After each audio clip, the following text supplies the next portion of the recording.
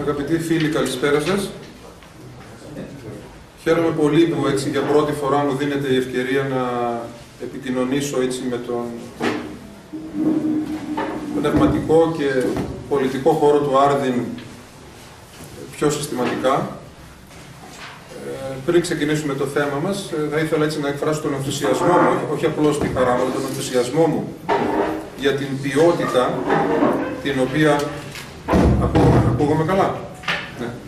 Θα ήθελα να εκφράσω τον ενθουσιασμό μου για την ποιότητα την οποία εκφράζει διαχρονικά η όλη προσπάθεια υπό την, αν δεν κάνω λάθος, υπό την πνευματική ηγεσία, στο πω έτσι, του κυρίου Καραμπελιά, και μάλιστα τώρα που δείχνει να είναι στο απόγειο της ωριμότητάς της η προσπάθεια αυτή, και η οποία αποτελεί ίσως τη μοναδική πρόταση σωτηρίας της χώρας, της κοινωνίας μας και της διακριτής πνευματικής, πολιτισμικής μας ταυτότητας, τη μοναδική από αυτές που εγώ γνωρίζω, που μπορεί έτσι να πραγματικά να προσφέρει πάρα πολλά μέσα στη γενική παρακμή και στη γενική ποιοτική κατάρρευση. Όσον αφορά κάποια βιογραφικά στοιχεία, δεν ξέρω αν τα είδατε στην ανακοίνωση του στο διαδίκτυο, ότι αρχικά είχα σπουδάσει οικονομικές επιστήμες και μετά, όταν αποφάσισα να μπω στη ζωή της Εκκλησίας πιο συστηματικά, σπούδασα ασφαλώς θεολογία και μετά εκπαιδεύτηκα στον Καναδά σε μία από τις κύριες σχολές της σύγχρονης ψυχαναλυτικής σκέψης, η οποία λέγεται ψυχολογία του εαυτού, self-psychology, που προέρχεται από τον Κόχουτ και τους επιστημονικούς επιγόνους του. Τα θέματα αυτά της ανθρωπολογίας, όπως και γενικότερα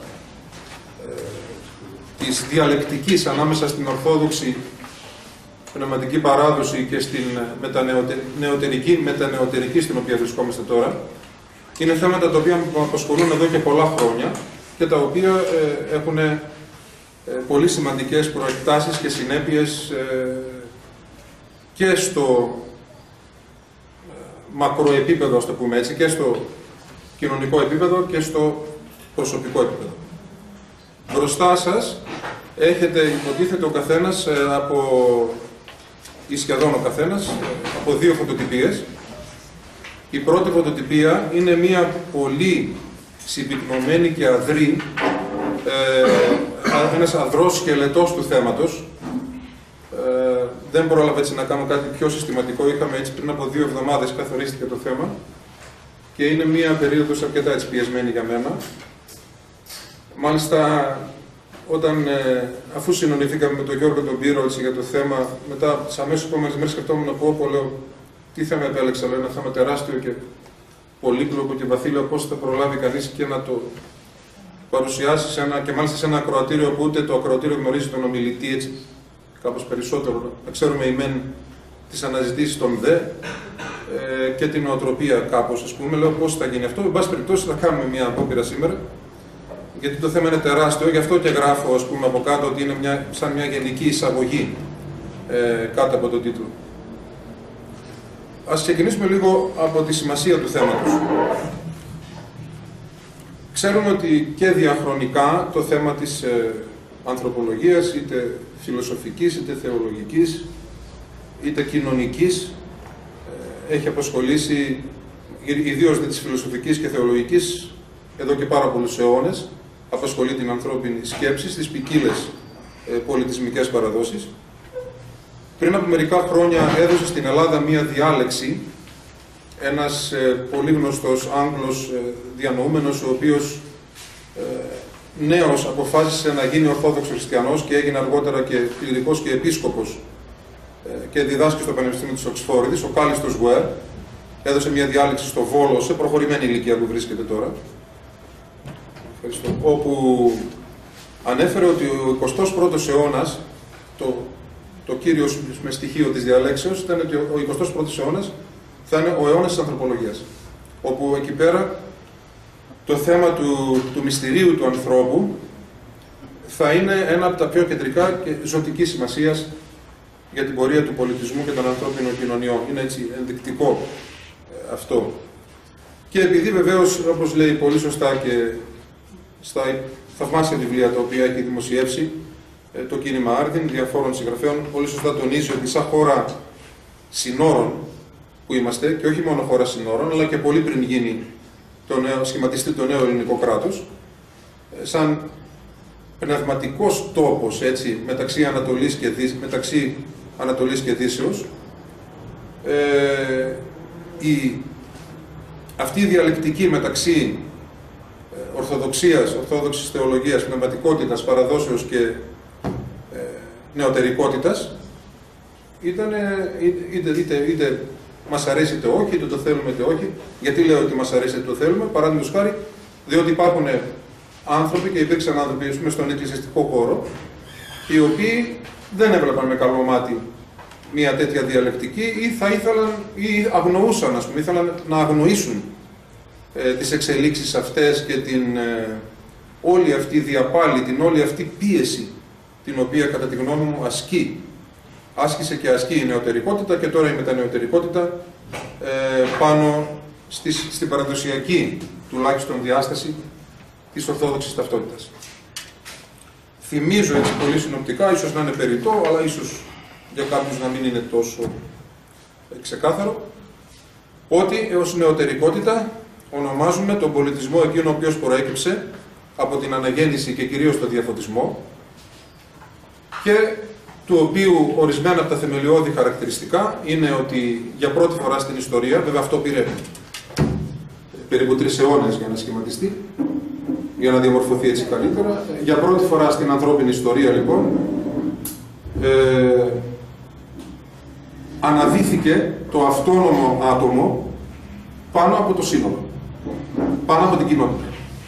Είτε η κοινότητα αυτή ήταν το χωριό, το σόι, δηλαδή η πατριά, η ενορία, από την εκκλησιαστική άποψη και ούτω καθεξής, το άτομο αναδύθηκε, βγαίνοντας από τη φεουδαρχία, από τη δυτική φεουδαρχία, αναδύθηκε πάνω από το άτομο, πάνω από το σύνολο, σταδιακά, και έφτασε η αυτοσυνειδησία του και η ατομική του σκέψη, ο ατομικός του στοχασμός, να είναι ένα κριτήριο πολύ σημαντικότερο από θεσμικά ή άλλα πολιτισμικά κριτήρια. Δηλαδή, έγινε μία μακρόχρονη, τουλάχιστον 3 αιώνων, μεταφορά σταδιακή από την θεμελιώδη, ας πούμε, νοοτροπία, τι θα πει ο κόσμος, για αυτό το οποίο κάνουμε. Στην νοοτροπία το ζήτημα είναι δεν θα πει τι είναι ο κόσμος, αλλά τι λέω εγώ. Τι νιώθω εγώ, τι γουστάρω εγώ.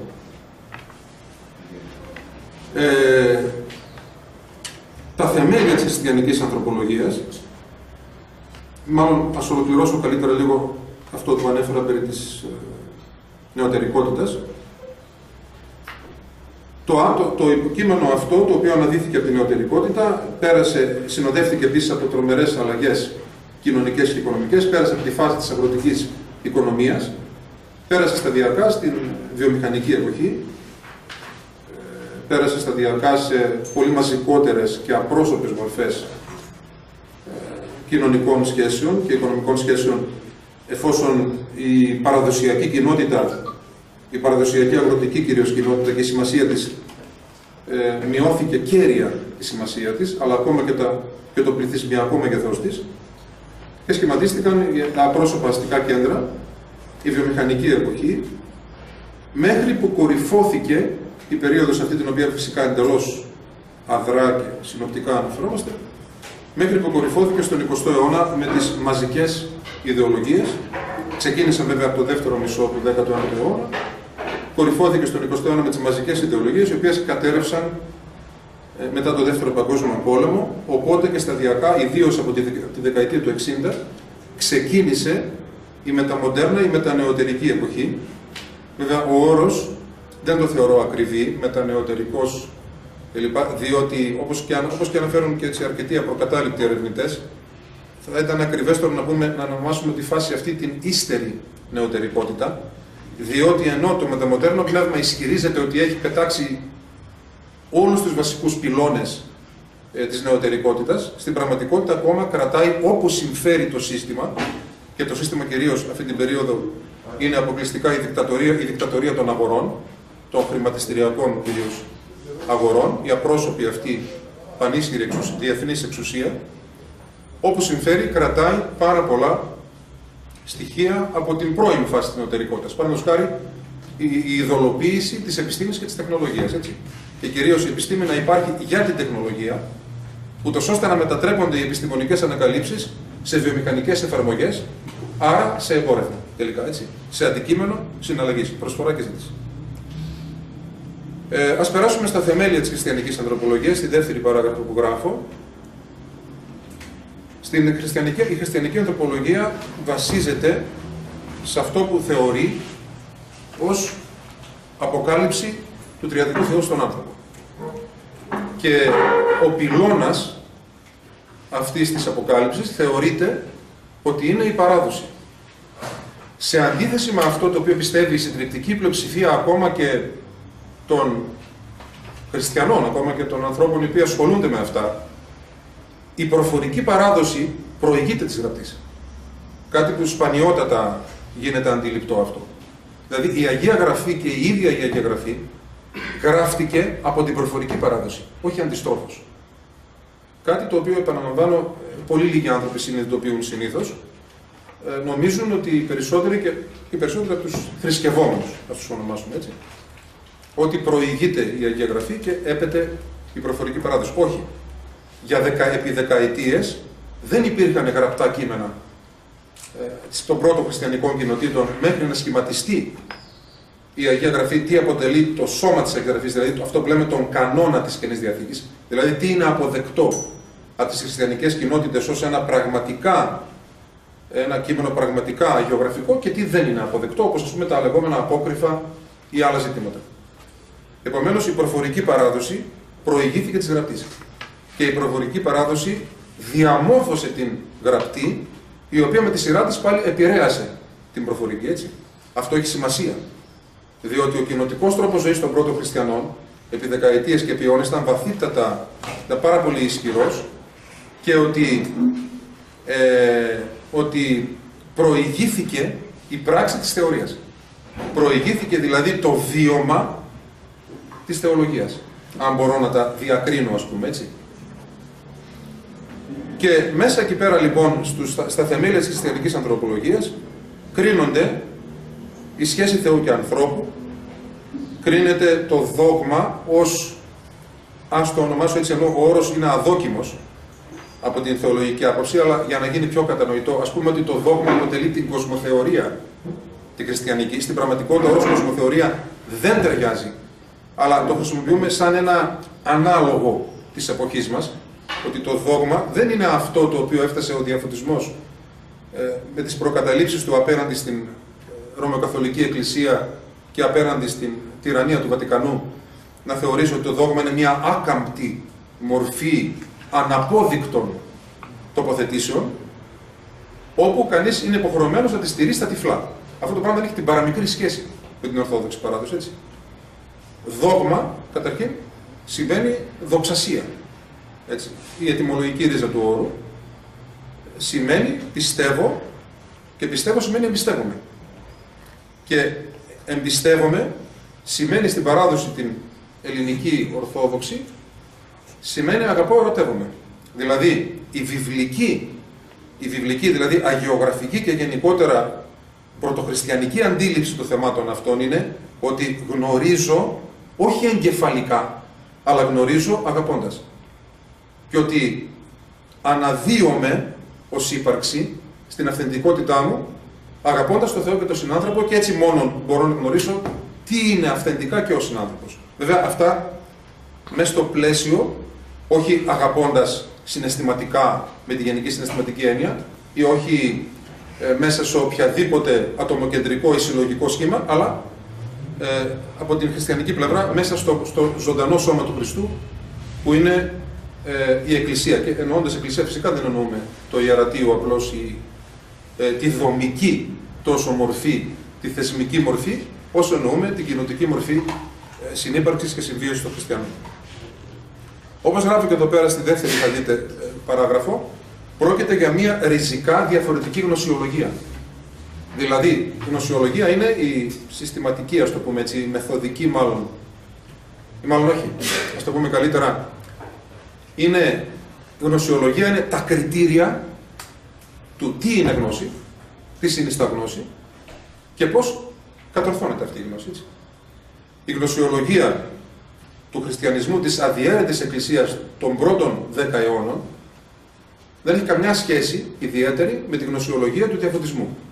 Δηλαδή, δεν είναι μια εγκεφαλική εργαλειακή γνωσιολογία. Ποια είναι η εγκεφαλική εργαλειακή? Αυτό που λέμε στη βιβλιογραφία instrumental. Έτσι είναι, σημαίνει εργαλειακός. Ποια είναι αυτή η γνωσιολογία? Είναι η γνωσιολογία που προέκυψε από τον διαφωτισμό και η οποία ανάγει τα πάντα στη σχέση αιτίου και αποτέλεσματος. Είναι ότι τα πάντα πρέπει να ενταχθούν υποχρεωτικά, σύμφωνα με τη γνωσιολογία του διαφωτισμού, στη σχέση αιτίου και αποτελέσματος και να ενταχθούν εκεί πέρα μέσα. Άρα η γνώση γίνεται εγκεφαλική, γίνεται αποκλειστικά διανοητική και ταυτόχρονα καταργεί μια τέτοια γνώση τη βιωματική εμπειρία, την αποκλείει ουσιαστικά, αν εξαιρέσει κανείς, εκτός και αν εξαιρέσει κανείς τη λειτουργία των αισθήσεων, ότι ό,τι μπορεί να γίνει αντιληπτό στις αισθήσεις και μετρήσιμο από την ανθρώπινη εγκεφαλική λογική. Η χριστιανική ανθρωπολογία και γνωσιολογία βεβαίως έχει και άλλη στόχευση. Ασφαλώς δίνει άλλες προτεραιότητες. Δεν είναι ο σκοπός της, ο σκοπός της χριστιανικής γνωσιολογίας δεν είναι ο σκοπός της επιστημονικής ή εγκυκλοπαιδικής γνώσεως, αλλά είναι, όπως θα δούμε και πιο κάτω, έχει οντολογικό χαρακτήρα, που είναι στον αντίποδα του σχολαστικισμού και της εργαλειοποίησης και ακριβώς θεωρεί ως υπέρτατη μορφή γνώσεως μία αγάπη η οποία πάβει να είναι ιδιωτελής, η οποία πάβει να είναι συναισθηματική όσον αφορά να είναι ψυχολογική δηλαδή, όσον αφορά το πρωταρχικό της περιεχόμενο, το πρωταρχικό της κριτήριο και μέσα από τον ασκητικό αγώνα και τη Θεία Χάρη ότι αποκτά οντολογικό χαρακτήρα. Άρα, και θα το δούμε αυτό, το αναλύσουμε στη συνέχεια, η γνωσιολογία λοιπόν του αδιέρετου χριστιανισμού της πρώτης χιλιετίας είχε οντολογική στόχευση και θα μπορούσαμε να πούμε έτσι πολύ συμβολικά και συνθηματικά ότι είχε σαν κεντρικό της, ας πούμε, ένα από τους κεντρικούς άξονες, αγαπώ άρα υπάρχω. Και αγωνίζομαι να αγαπήσω ανιδιοτελώς. Και πώς θα γίνει αυτό ανιδιοτελώς? Καταπολεμώντας τα πάθη μου. Τα πάθη τα δικά μου, όχι του άλλου, όχι του διπλανού, όχι διορθώνοντας στανικά τον άλλον, αλλά τα προσωπικά μου πάθη ο καθένας. Γι' αυτό λοιπόν ο οντολογικός χαρακτήρας αυτής της γνωσιολογίας, τι σημαίνει αυτό, όπως και γενικότερα ο οντολογικός χαρακτήρας της αυθεντικής, αν μπορώ να πω έτσι, χριστιανικής τοποθέτησης, είναι ότι τι σημαίνει αυτό? Σημαίνει ότι καταρχήν η κύρια χριστιανική οντολογική διάκριση είναι μεταξύ κτιστού και ακτίστου. Ότι το κτιστό είναι όλα τα δημιουργήματα. Ό,τι υπάρχει μες στο σύμπαν θεωρούνται δημιουργήματα του Τριαδικού Θεού και θεωρούνται μεταξύ άλλων φανερώσεις του Τριαδικού Θεού, δηλαδή ότι έχουν ότι αποτελούν μορφές διαλόγου τα δημιουργήματα μεταξύ του Τριαδικού Θεού και του ανθρώπου. Δηλαδή ότι ο Θεός μιλά και μέσα και απευθείας στον άνθρωπο, αλλά και μέσα από τα δημιουργήματά του. Ότι τα δημιουργήματα, με άλλα λόγια, όπως έχει πει ο Άγιος Μάξιμος ο Ομολογητής, αποτελούν μορφές διαλόγου και ερεθίσματα διαλόγου μεταξύ Θεού και ανθρώπου. Ο οντολογικός αυτός χαρακτήρας λοιπόν της αληθινής χριστιανικής παραδόσεως και θεολογίας σημαίνει ότι, μεταξύ άλλων, σημαίνει ότι μας ενδιαφέρει το είναι πριν από τις συγκεκριμένες ιδιότητες της ύπαρξης. Τι σημαίνει αυτό δηλαδή? Ότι παραδείγματος χάρη στο πεδίο της ανθρωπολογίας, ότι η οντολογική θεώρηση της ανθρωπολογίας δεν ενδιαφέρεται αν ο άλλος είναι ψηλός ή κοντός, έξυπνος ή αργόστροφος, εργατικός ή τεμπέλης, ακροδεξιός ή κομμουνιστής ή οτιδήποτε άλλο, ή οποιασδήποτε άλλα εξωτερικά γνωρίσματα έχει ύπαρξη. Ενδιαφέρεται για το είναι και την ύπαρξη πριν από τις επίκτητες ή εξωτερικές ιδιότητες της. Και ποιες είναι αυτές? Έτσι, βεβαίως υπάρχει ισχυρή επιρροή στην οντολογία της Ορθοδοξίας, ισχυρή επιρροή από την αρχαιοελληνική οντολογία, αλλά έγινε τρομερή προσπάθεια αποκάθαρσης από κορυφαίες προσωπικότητες, όπως ήταν ο Μάξιμος Απολογητής, όπως ο Γρηγόριος Παλαμάς, όπως εν μέρει ο Διονύσιος Αρεπαγίτης πολύ νωρίτερα και πολλές άλλες προσωπικότητες, οι οποίοι προσπάθησαν να αποκαθάρουν την αρχαιοελληνική οντολογία, τα στοιχεία εκείνα, τα κριτήρια, κάποια τα κριτήρια, δεν τα πήραν ασφαλώς όλα, διότι υπήρχαν και σοβαρότατες διαφορές ανάμεσα στις δύο θεωρήσεις, χριστιανική και αρχαιοελληνική. Πήραν τα κριτήρια εκείνα τα οποία χρησιμοποίησαν, τα αποκάθαραν από κάποια στοιχεία και τα προσάρμοσαν στην χριστιανική οντολογία. Ποια είναι τα στοιχεία αυτά? Ο άνθρωπος, για την χριστιανική παράδοση, έχει τις εξής θεμελιώδεις οντολογικές διακρίσεις. Δεν είναι διχοτομήσεις, πολύ βασικό αυτό, είναι διακρίσεις. Αποτελείται από την ουσία ή φύση, οι όροι αυτοί είναι συνώνυμοι. Αυτό είναι το κοινό στοιχείο το οποίο χαρακτηρίζει όλους τους ανθρώπους. Φύση ή ουσία είναι αυτό που χαρακτηρίζει όλους τους ανθρώπους. Παραδείγματος το σώμα. Χαρακτηρίζει όλους τους ανθρώπους. Αυτό είναι στοιχείο της φύσεως. Είναι επομένως στοιχείο της ανθρώπινης ουσίας. Είναι το κοινό το οποίο έχουμε όλοι. Και επίσης έχει ψυχοσύνθεση ο άνθρωπος. Για να μην χρησιμοποιήσει τον όρο ψυχή, ο οποίος έχει τόσο μακραίωνη και περιπετειώδη πορεία στην διαχρονική ελληνική σκέψη που θα πρέπει να συζητούμε επί ώρες για το νόημά του. Γι' αυτό λέω, ας πούμε, έχει ψυχοσύνθεση. Έχει συναισθήματα. Δεν υπάρχει άνθρωπος χωρίς συναισθήματα. Αν ένας άνθρωπος δεν έχει χωρίς συναισθήματα, είναι ήδη κλινικά νεκρός από την ψυχιατρική πλευρά. Έτσι. Λοιπόν, αυτά είναι στοιχεία της ανθρώπινης φύσεως ή ουσίας. Είναι το κοινό στοιχείο, άρα η ουσία και η φύση είναι το κοινό στοιχείο το οποίο χαρακτηρίζει κάθε άνθρωπο. Και διακρίνεται η ουσία παύλα φύση, διακρίνεται από το πρόσωπο ή υπόσταση. Επίσης αυτά ταυτίζονται οι δύο όροι, επειδή είναι σημαντικά. Το θέμα της ορολογίας είναι πάρα πολύ σημαντικό, επειδή κατά καιρούς οι όροι αυτοί νοηματοδοτούνται ανάλογα με την ιστορική περίοδο και το πολιτισμικό πλαίσιο, νοηματοδοτούνται και διαφορετικά. Υπάρχουν αποχρώσεις, παραλλαγές. Είναι σημαντικό επομένως να διευκρινίσουμε την ορολογία ώστε να συνεννοηθούμε καλύτερα. Το πρόσωπο υπόσταση λοιπόν. Πρόσωπο και υπόσταση είναι ένα και το αυτό. Αυτό αποτελεί τρομερή τομή στην ιστορία της φιλοσοφίας και της οντολογίας από τους Καπαδόκες. Δηλαδή τον Μέγα Βασίλειο, Γρηγόριο τον Θεολόγο και Γρηγόριο Νήσης, μεταξύ άλλων. Ότι αυτοί για πρώτη φορά απέσπασαν τον όρο, απέσπασαν καταρχήν τον όρο πρόσωπο, τον απέσπασαν από την έννοια του προσωπείου, όπως ήταν στο αρχαίο ελληνικό θέατρο, ή από άλλες έννοιες πολύ πιο ουδέτερες και μη οντολογικές, και για πρώτη φορά στην ιστορία της ανθρώπινης σκέψεως του προσέδωσαν του όρου πρόσωπο οντολογικό περιεχόμενο. Τι είναι το πρόσωπο, ποιο οντολογικό περιεχόμενο του προσέδωσαν, τι σημαίνει πρόσωπο, πάντοτε αυτά κατά τη χριστιανική έτσι οντολογία. Έχω σχηματίσει ένα δικό μου ορισμό, διότι το να ψάξει κανείς τη βιβλιογραφία που υπάρχει, τεράστια βιβλιογραφία για τα θέματα αυτά, θα χρειαστεί να διαβάσει χιλιάδες σελίδες, και το οποίο φυσικά είναι θαυμάσιο και απαραίτητο αν κανείς έχει το χρόνο, το ενδιαφέρον και τις δυνάμεις να το κάνει. Εγώ έχω συμπυκνώσει τη δική μου έτσι φτωχή προσωπική μελέτη ετών στον εξής ορισμό. Βέβαια, κάθε ορισμός από τη φύση του άρα είναι και περιοριστικός, έτσι. Όσο να είναι βάζει σε κάποιο καλούπι, αλλά νομίζω ότι είναι έτσι πολύ αντιπροσωπευτικός ο ορισμός αυτός της χριστιανικής έννοιας του προσώπου υπόστασης. Το πρόσωπο υπόσταση είναι ένα έλογο, με δύο λάμδα, ένα έλογο ον, κατ' εικόνα και ομοίωση Θεού πλασμένο, κατά τη χριστιανική οντολογία, το οποίο χαρακτηρίζεται από κοινωνία εν μοναδικότητη.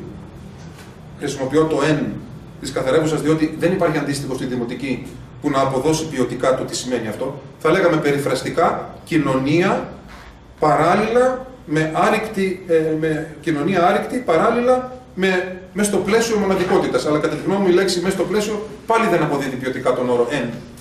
Την πρόθεση εν της καθαρέξης και των αρχαίων. Λοιπόν, κοινωνία εν μοναδικότητη χαρακτηρίζεται το πρόσωπο και μοναδικότητα εν κοινωνία. Αυτό είναι θεμελιώδες και έχει εξαιρετικές συνέπειες ανθρωπολογικές και πολιτισμικές και κοινωνικές. Αυτό. Έτσι. Η αντίληψη αυτή, η χριστιανική, που θεωρεί ότι βασίζεται σε θεϊκή αποκάλυψη, η οποία ξεκινά από την Παλαιά Διαθήκη, έτσι, ότι ο άνθρωπος πλάστηκε κατ' εικόνα και ομοίωση Θεού, ξεκινά αυτό από την εβραϊκή διατύπωση της Παλαιάς Διαθήκης. Ξέρουμε ότι η Παλαιά Διαθήκη γράφτηκε το πρωτότυπό της στα εβραϊκά, ενώ η Καινή Διαθήκη στα ελληνικά, πλην του Ευαγγελίου του κατά Ματθαίον που γράφτηκε και αυτό στα αραμαϊκά. Λοιπόν, υπάρχουν εκεί εβραϊκές εκφράσεις, οι οποίες ακριβώς αποδίδουν την οντολογική έννοια της εικόνας και της ομοιώσεως. Λοιπόν, αυτό το ότι χαρακτηρίζεται από κοινωνία εν μοναδικότητα και από μοναδικότητα εν κοινωνία, είναι θεμελιώδες για την οντολογική ανθρωπολογία του χριστιανισμού και το κρατούμε αυτό για να δούμε τις προεκτάσεις τις οποίες έχει. Διότι έτσι, μία σπέρδο, να πω προκαταβολικά ότι για την ανθρώπινη λογική τη συνήθη, η μοναδικότητα και η κοινωνία δεν συμβαδίζουν εύκολα. Εάν βρίσκεται κανείς σε βαθιά κοινωνία με τους άλλους, νιώθει ανακλαστικά και αμυντικά ότι κινδυνεύει να χάσει τη μοναδικότητα. Και αν δώσει πολύ μεγάλη βαρύτητα στη μοναδικότητα, κινδυνεύει να χάσει την κοινωνία με τους άλλους. Είναι το περίφημο πρόβλημα σε πολιτικότερους όρους, το περίφημο πρόβλημα μεταξύ κολεκτιβισμού και ατομισμού. Έχουμε το πρόβλημα κολεκτιβισμού και ατομισμού της νεότερης ιδεολογίας, μετά το 1600, αν και υπάρχουν και προνεωτερικά τέτοια ζητήματα, αλλά εν πάση περιπτώσει. Το πρόβλημα κολεκτιβισμού και ατομισμού το έχουμε απλούστατα σε πιο οντολογική διατύπωση. Το έχουμε αυτό. Έτσι, πώς μπορεί να συνδυαστεί η κοινωνία με τη μοναδικότητα και η μοναδικότητα με την κοινωνία? Κατά τη χριστιανική οντολογία, αυτό πηγάζει, αυτό είναι προέκταση του τριαδικού τρόπου της υπάρξεως του χριστιανικού Θεού. Είναι αυτό.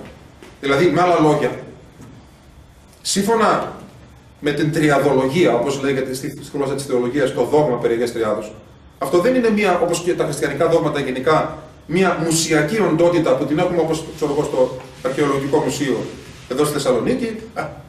Βάζουμε το δόγμα της Αγίας Τριάδος σε μια προθήκη, το ξεσκονίζουμε και, εν πάση περιπτώσει, το σεβόμαστε χωρίς να πολύ καταλαβαίνουμε. Έχει καμιά συνέπεια αυτό για την ύπαρξή μου? Οι συνέπειες είναι συγκλονιστικές για την ανθρώπινη ύπαρξη. Διότι ακριβώς φέρνουν για πρώτη φορά, λύνουν οντολογικά το ζήτημα αυτό της ισορροπίας μεταξύ κοινωνίας και μοναδικότητας, μοναδικότητας και κοινωνίας. Ότι αυτό είναι προέκταση, εφόσον είναι κατ' εικόνα του τριαδικού Θεού άνθρωπος πλασμένος, ότι αυτό είναι προέκταση του τριαδικού τρόπου ζωής των τριών προσώπων της θεότητας. Πατρός, Υιού και Αγίου Πνεύματος.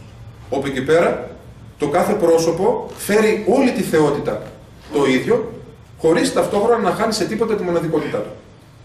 Ας μην επεκταθώ πολύ στα θεολογικά, ελπίζω και μέσα από τις ερωτήσεις να διευκρινίσουμε.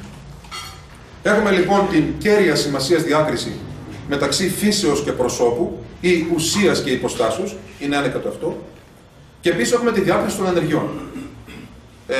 Θεμελιώδης των ενεργειών, ότι οι ενέργειες, τι σημαίνει ενέργεια? Εδώ δεν έχει ο όρος φυσικά καμία σχέση, έτσι, είναι οντολογικός όρος, δεν έχει καμία σχέση, ας πούμε, με την ηλεκτρική ενέργεια ή ξέρω εγώ με την εξωτερική πολιτική πράξη, ας πούμε, του πολιτικού υποκειμένου. Όχι. Ο όρος ενέργεια εδώ πέρα ακριβώς είναι η κίνηση της φύσεως.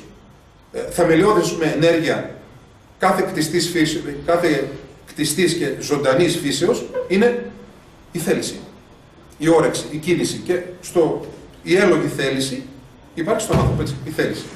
Το να θέλει κανείς γενικώς ως λειτουργία θεωρείται από τη χριστιανική οντολογία η θεμελιώδης ενέργεια, η οποία σχετίζεται άμεσα και με το ζήτημα της ελευθερίας, έτσι. Με το μέγα θέμα της ελευθερίας, το θέμα της θέλησης ως θεμελιώδους οντολογικού πυλώνα της ανθρώπινης ύπαρξης. Έτσι, ο ορισμός του προσώπου, αυτό το οντολογικό θεμέλιο της χριστιανικής ανθρωπολογίας, περί προσώπου έρχεται και αντιμετωπίζει αυτό το δίπολο κολεκτιβισμού, ατομικισμού ή ακόμα και στο κλινικό επίπεδο, ξέρετε, από πλευράς πλέον ψυχολογικής θεραπείας, και ο φόβος του ανθρώπου να μην χάσει την προσωπικότητά του μέσα στην κοινότητα, ό,τι και αν είναι αυτή η κοινότητα, μέσα στο οργανωμένο σύνολο, είναι από τους πιο θεμελιώδεις στην ανθρώπινη ύπαρξη. Και μάλιστα στην ανθρώπινη ύπαρξη του δικού μας πολιτισμικού πλαισίου ακόμα περισσότερο. Γιατί παλιά ήταν πολύ πιο συνηθισμένοι οι άνθρωποι σε πιο κοινοτικές μορφές ζωής. Στις μέρες μας αυτός ο φόβος είναι και στην κλινική πράξη, φαίνεται αυτό πάρα πολύ. Είναι πάρα πολύ μεγάλος, και το πώς θα εξισορροπήσουμε. Και βλέπεις, ας πούμε, τους ανθρώπους από τη μια μεριά να υποφέρουν από τη μοναξιά και την ανάπηρη κοινωνικότητα και στην θεραπευτική συνάντηση να πονούν, να ζορίζονται, να παλεύουν επί μήνες και χρόνια για το ζήτημα αυτό, και ταυτόχρονα να είναι η νευρωτική αντίφαση.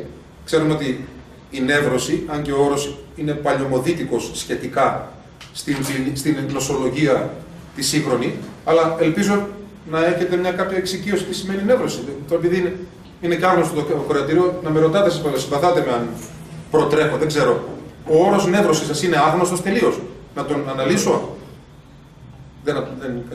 Νεύρωση.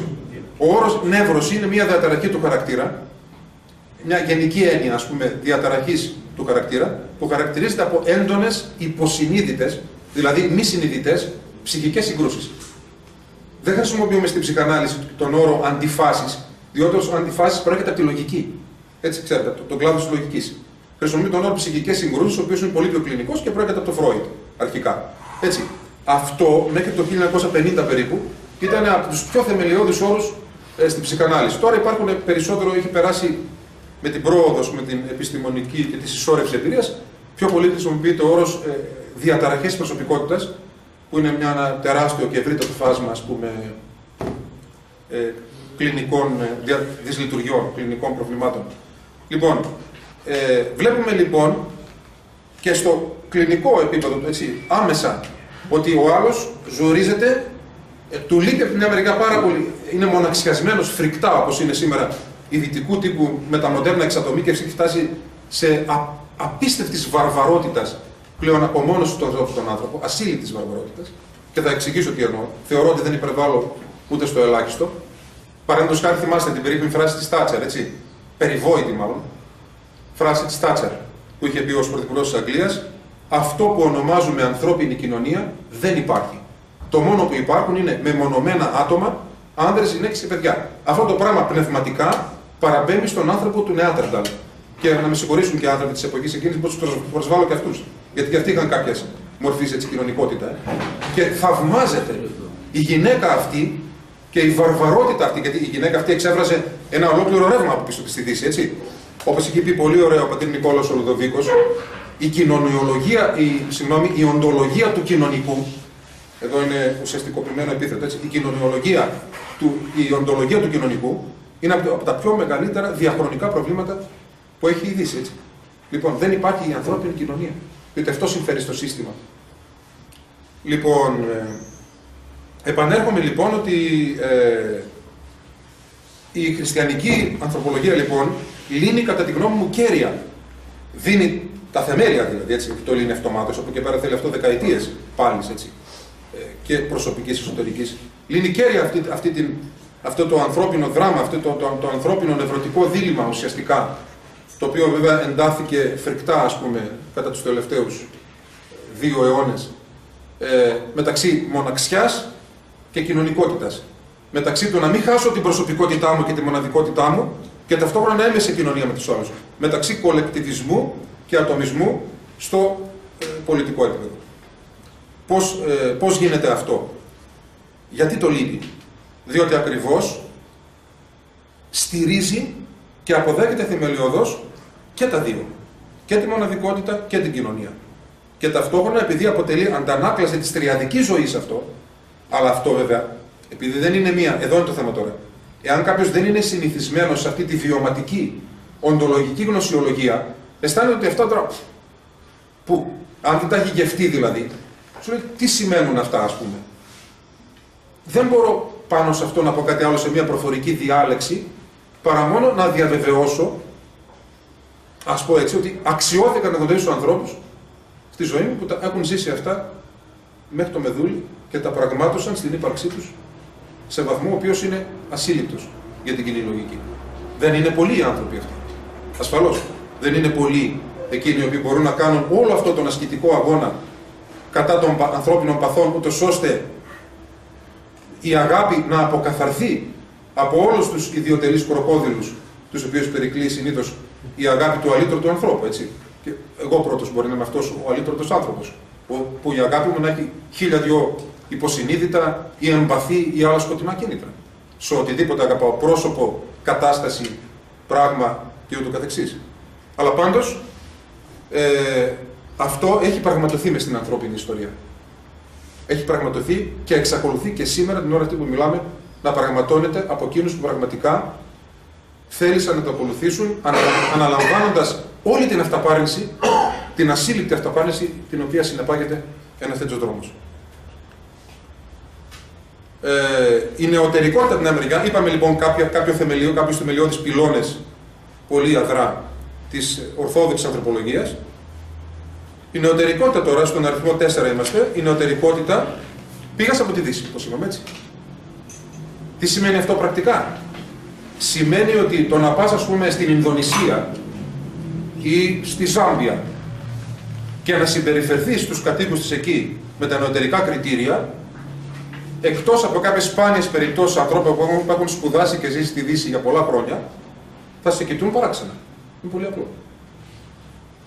Ως φιλοσοφικές και πολιτισμικές προϋποθέσεις είναι άγνωστες αυτές σε πολλούς λαούς της γης. Άλλο τώρα ότι ο ειδωνοθυρικός καταναλωτισμός της νεωτερικότητας είναι το δόλωμα και είναι ακριβώς αυτό το οποίο μπορεί να σαγηνεύει και τον τελευταίο χωρικό της Ινδονησίας.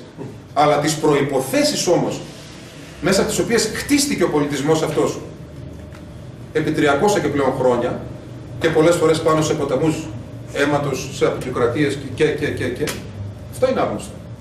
Γι' αυτό και μπορούν, ας πούμε, μπορεί, ξέρω εγώ, ακόμα και η Αλ-Κάιντα, να χρησιμοποιεί υπολογιστές ή το ίντερνετ ή άλλες πολύ προηγμένες τεχνολογικές μεθόδους, ή ακόμα και ψυχολογικό πόλεμο να κάνει στους αντιπάλους της ή να χρησιμοποιεί μέσα εντυπωσιακά πολλές φορές, αλλά αυτό δεν σημαίνει ότι αποδέχεται πραγματικά την νεωτερικότητα, αλλά αποδέχεται μόνο κάποια διάφορα εργαλειακά στοιχεία της για να καταστρέψει τους φορείς της νεωτερικότητας.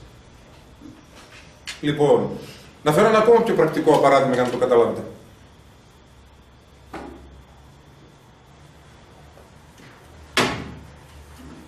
Εάν πάμε σήμερα και μιλήσουμε, ακόμα και σήμερα, στην Ελλάδα του 2017, με όλες τις μεταλλάξεις που έχει περάσει, πάμε και μιλήσουμε σε έναν σχετικά ηλικιωμένο χωρικό.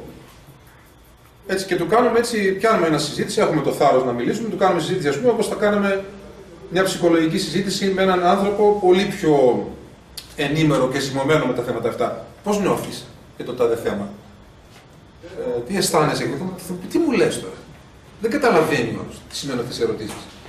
Διότι ακριβώς δεν έχει μάθει και ούτε χρειάζεται στον τρόπο ζωής τον οποίο ακολούθησε να στρέφεται στον εσωτερικό του κόσμο σαν αυτοσυνείδητο υποκείμενο όπως η νεωτερικότητα, αδιαφορώντας για την κοινότητα γύρω του. Έχει μάθει να ζει και να ρυθμίσει τη ζωή του σύμφωνα με την κοινότητα κυρίως και σύμφωνα με τις προαιώνιες παραδόσεις της. Γι' αυτό και δεν μπορεί να καταλάβει τι του λες, ας πούμε. Αν πας, ας πούμε, να του κάνεις ψυχολογική υποστήριξη, γι' αυτό και γελάω μερικές φορές, όταν ακούω ότι σε διάφορα μαζικά ατυχήματα ή έτσι άλλες καταστροφές ή αυτά, ότι πήγαν, λέει, από το τάδε Υπουργείο, από το Υπουργείο Υγείας, να κάνουν ψυχολογική υποστήριξη. Έτσι γίνεται η ψυχολογική υποστήριξη. Σε οποιονδήποτε άνθρωπο και ασχέτως των προϋποθέσεων των πνευματικών της οποίας έχει, αστεία πράγματα είναι αυτά. Δεν θα καταλάβει όμως. Ακόμα και με συζήτηση στις ΗΠΑ, οι ηλικιωμένοι άνθρωποι, οι οποίοι ποτέ δεν πήγαν σαν μετανάστες να βγάλουν κάποια χρήματα, δεν ενδιαφέρθηκαν ποτέ. Ούτε προσαρμόστηκαν ποτέ στον πολιτισμό στον οποίο εντάχθηκαν κλπ. Δεν μπορούσαν να καταλάβουν αυτά τα θέματα. Άρα λοιπόν, επανέρχομαι δηλαδή από το σημείο που ξεκίνησα ότι η νεωτερικότητα είναι αμιγώς ως πρωτογενός, έτσι. Πρωτογενός, σε πρώτη φάση. Είναι αμιγώς δυτικό φαινόμενο. το οποίο δεν μπορεί να μεταφυτευτεί μέσα από τον βίαιο εξυγχρονισμό των διευθυντών, ας το πω έτσι συμβολικά, των οποίων αρκετές φορές και στην Ελλάδα επιχείρησαν διάφοροι κύκλοι και ορισμένες κυβερνήσεις, όπως οι κυβερνήσεις Σιμίτη, κατά τη γνώμη μου, ή και το σημερινό ανεκδιήγητο Ρεμπέτα Σκέρ, το οποίο κυβερνά υποτίθεται, προσπαθούν έναν βίαιο εξυγχρονισμό, χωρίς καμία, ας πούμε, κανένα σεβασμό προς την παράδοση, περιφρονώντας την έτσι αλαζονικά, ενώ αυτή η θέση ακριβώς που παίρνει το κίνημα του Άρδιν, ας πούμε, ότι είναι ο εξυγχρονισμός της παραδόσεως είναι το ζητούμενο, νομίζω ότι ακριβώς κρατάει την πιο κέρια ισορροπία. Ο εξυγχρονισμός της παραδόσεως. Που επομένως και η αλλάζει, εν μέρη τουλάχιστον με τον εξυγχρονισμό της, και επομένως δεν θα αποπετρωθεί, δεν θα γίνει νεκρή η παράδοση όταν εξυγχρονίζεται, αλλά και τα νεωτερικά, τα μοντέρνα στοιχεία προσλαμβάνουν στοιχεία και εμπλουτίζονται από την παράδοση. Νομίζω ότι είναι και σε αυτό το θέμα το Άρδιν έχει την πιο, κατά τη γνώμη μου, την πιο κέρια ισορροπία. Ότι το δραματικό ζητούμενο είναι ο εξυγχρονισμός της παραδόσεως. Διότι στην Ελλάδα κατά κανόνα πολλωνόμαστε για μια πόλωση στα διάφορα θέματα, οπότε είτε άλλοι υποστηρίζουν φανατικά, όπως είναι τις τελευταίες δύο τουλάχιστον δεκαετίες, φανατικά τον εξυγχρονισμό, ό,τι και αν σημαίνει ο ταλέπορος αυτός ο όρος, εξυγχρονισμός να είναι και ό,τι θέλει ας είναι, αρκεί να γκρεμίσουμε τα παραδεδομένα. Θυμάστε εύσχυμο και μεγαλόσχυμο υπουργό της νεότερης φάσης του Πασόκ, ο οποίος είχε πει ότι ακόμα και να βγει ο σταυρός από τη σημαία, δηλαδή αυτό είναι το πρόβλημα του ελληνικού κράτους, αν θα έχει το σταυρό ή όχι στη σημαία, ας πούμε. Τα λύσαμε όλα τα άλλα και τέτοια δηλαδή βάρβαρη ορμή προς την ισοπαίδευση των πάντων, τη στιγμή που ο Στάλιν, στο απόγειο της παντοδυναμίας του, ας πούμε, και της δικτατορίας του, δεν δέχτηκε και έδιωξε με τις κλωτσιές αυτούς που εισηγήθηκαν να καταργηθεί το κυριλικό αλφάβητο, το οποίο πάλι Έλληνες το επινόησαν, οι αδελφοί Κύριλλος και Μεθόδιος, το ξέρουμε αυτό, να καταργηθεί το κυριλικό αλφάβητο και να εισαχθεί το λατινικό. Και είπε: θα κόψω τα πόδια σε όποιον αγγίξει το κυριλικό αλφάβητο. Εδώ αγωνίζονται διάφοροι φωτισμένοι εντός εισαγωγικών να μπει το λατινικό αλφάβητο και ή δυνατόν και τα αγγλικά. Όπως θυμάστε η Διαμαντοπούλου που είχε εισηγηθεί, τα αγγλικά βέβαια μερικές φορές σκέπτομαι έτσι, επειδή εγώ είμαι προσωπικά λάτρης της διαχρονικής ελληνικής γλώσσας, σκέφτομαι σαν τα καλύτερα να γίνουν τα αγγλικά δεύτερη γλώσσα του κράτους για να σταματήσουν να ασελγούν κάποιοι πάνω στη γλώσσα, αλλά εν πάση περιπτώσει είναι ένα τεράστιο θέμα αυτό. Λοιπόν, άρα ο εξυγχρονισμός της παράδοσης ουσιαστικά αποκλείει πάλι αυτά τα δύο άκρα. Τους Ταλιμπάν της παραδόσεως, τους παραδοσιολάγνους και τους εξυγχρονιολάγνους, ας πούμε. Έτσι. Τους Ταλιμπάν γιατί οι Ταλιμπάν υπάρχουν όχι μόνο στο θρησκευτικό χώρο, αλλά και στον εκοσμικευμένο χώρο, ξέρετε. Αυτό είναι θεμελιώδες, ας πούμε. Λοιπόν, στην Δύση περάσανε από το καθεστώς της φεουδαρχίας, έχει πολύ εξαιρετικές αναλύσεις ο καθηγητής Κοντογιώργης σε αυτά τα θέματα, πολύ διαφωτιστικές για το πόσο έχει ξεπεραστεί εδώ και τουλάχιστον 150 χρόνια από τις εξελίξεις στο πνεύμα του διαφωτισμού και πόσο ο ελληνισμός, σε αντίθεση με αυτό που πιστεύει η συντηρητική ουσία των διανοουμένων, ο Κοντογιώργης έχει εκτενέστατη βιβλιογραφία και επιχειρηματολογία ότι ο ελληνισμός ήταν πολύ μπροστά πολιτικά και οι κοινότητές του από ότι ήταν ο διαφωτισμός, ο οποίος βγήκε από τη βαρβαρότητα της αρχιτεοκρατίας και από τους ιδουλοπάρικοι έγιναν πολίτες, και εδώ πέρα θαυμάζουν τη Γαλλική Επανάσταση ως το απάβγασμα, υποτίθεται, της πολιτικής ελευθερίας. Από πού και ως πού είναι το απάβγασμα της πολιτικής ελευθερίας? Η Γαλλική Επανάσταση ήταν μια αιματηρότατη βέβαια πρόοδος απέναντι φυσικά στη φεουδαρχία, αλλά υπολοιπόταν πάρα πολύ από την οργάνωση των ελληνικών κοινοτήτων και με στην τουρκοκρατία. Η βιβλιογραφία του κ. Κοντογιώργη για το ελληνικό κοσμοσύστημα και άλλα μπορείτε να τα βρείτε στο ίντερνετ. Είναι εξαιρετικά διαφωτιστική πάνω στο σημείο αυτό. Αρκεί να σας πω ότι μέχρι σήμερα που μιλάμε, όπου άξονας υποτίθεται θεμέλιο της Ευρωπαϊκής Ένωσης με τα χάλια που έχει, αλλά όπως είναι τέλος πάντων, είναι ο γαλλογερμανικός άξονας, το ξέρουμε αυτό, έτσι. Τι λέει ο γαλλικός εθνικός ύμνος? Δείγμα δηλαδή πόσο ο εθνικισμός είναι μέσα στο DNA της Δύσης και όχι των Ελλήνων. Λέει η εποδός του γαλλικού εθνικού ύμνου: ας προελάσουμε, λέει, μαχσόν, μέχρι ότου το βρωμερό αίμα τους, και εννοεί των Γερμανών, παρακαλώ, γύρω στο 1842 γράφτηκε, και μάλιστα στο Στρασβούργο γράφτηκε, αυτό την ώρα που πήγαιναν οι Γάλλοι πολίτες, πρώτη φορά είχαν την ιδιότητα του πολίτη στην ιστορία τους, πήγαιναν να αντιμετωπίσουν τους Γερμανούς σε έναν από τους άπειρους γερμανογαλλικούς πολέμους. Και λέει, ας προελάσουμε μέχρι ότου το βρωμερό αίμα τους επιλέξει να ποτίσει τα αρδευτικά αυλάκια μας. Επιλέξει.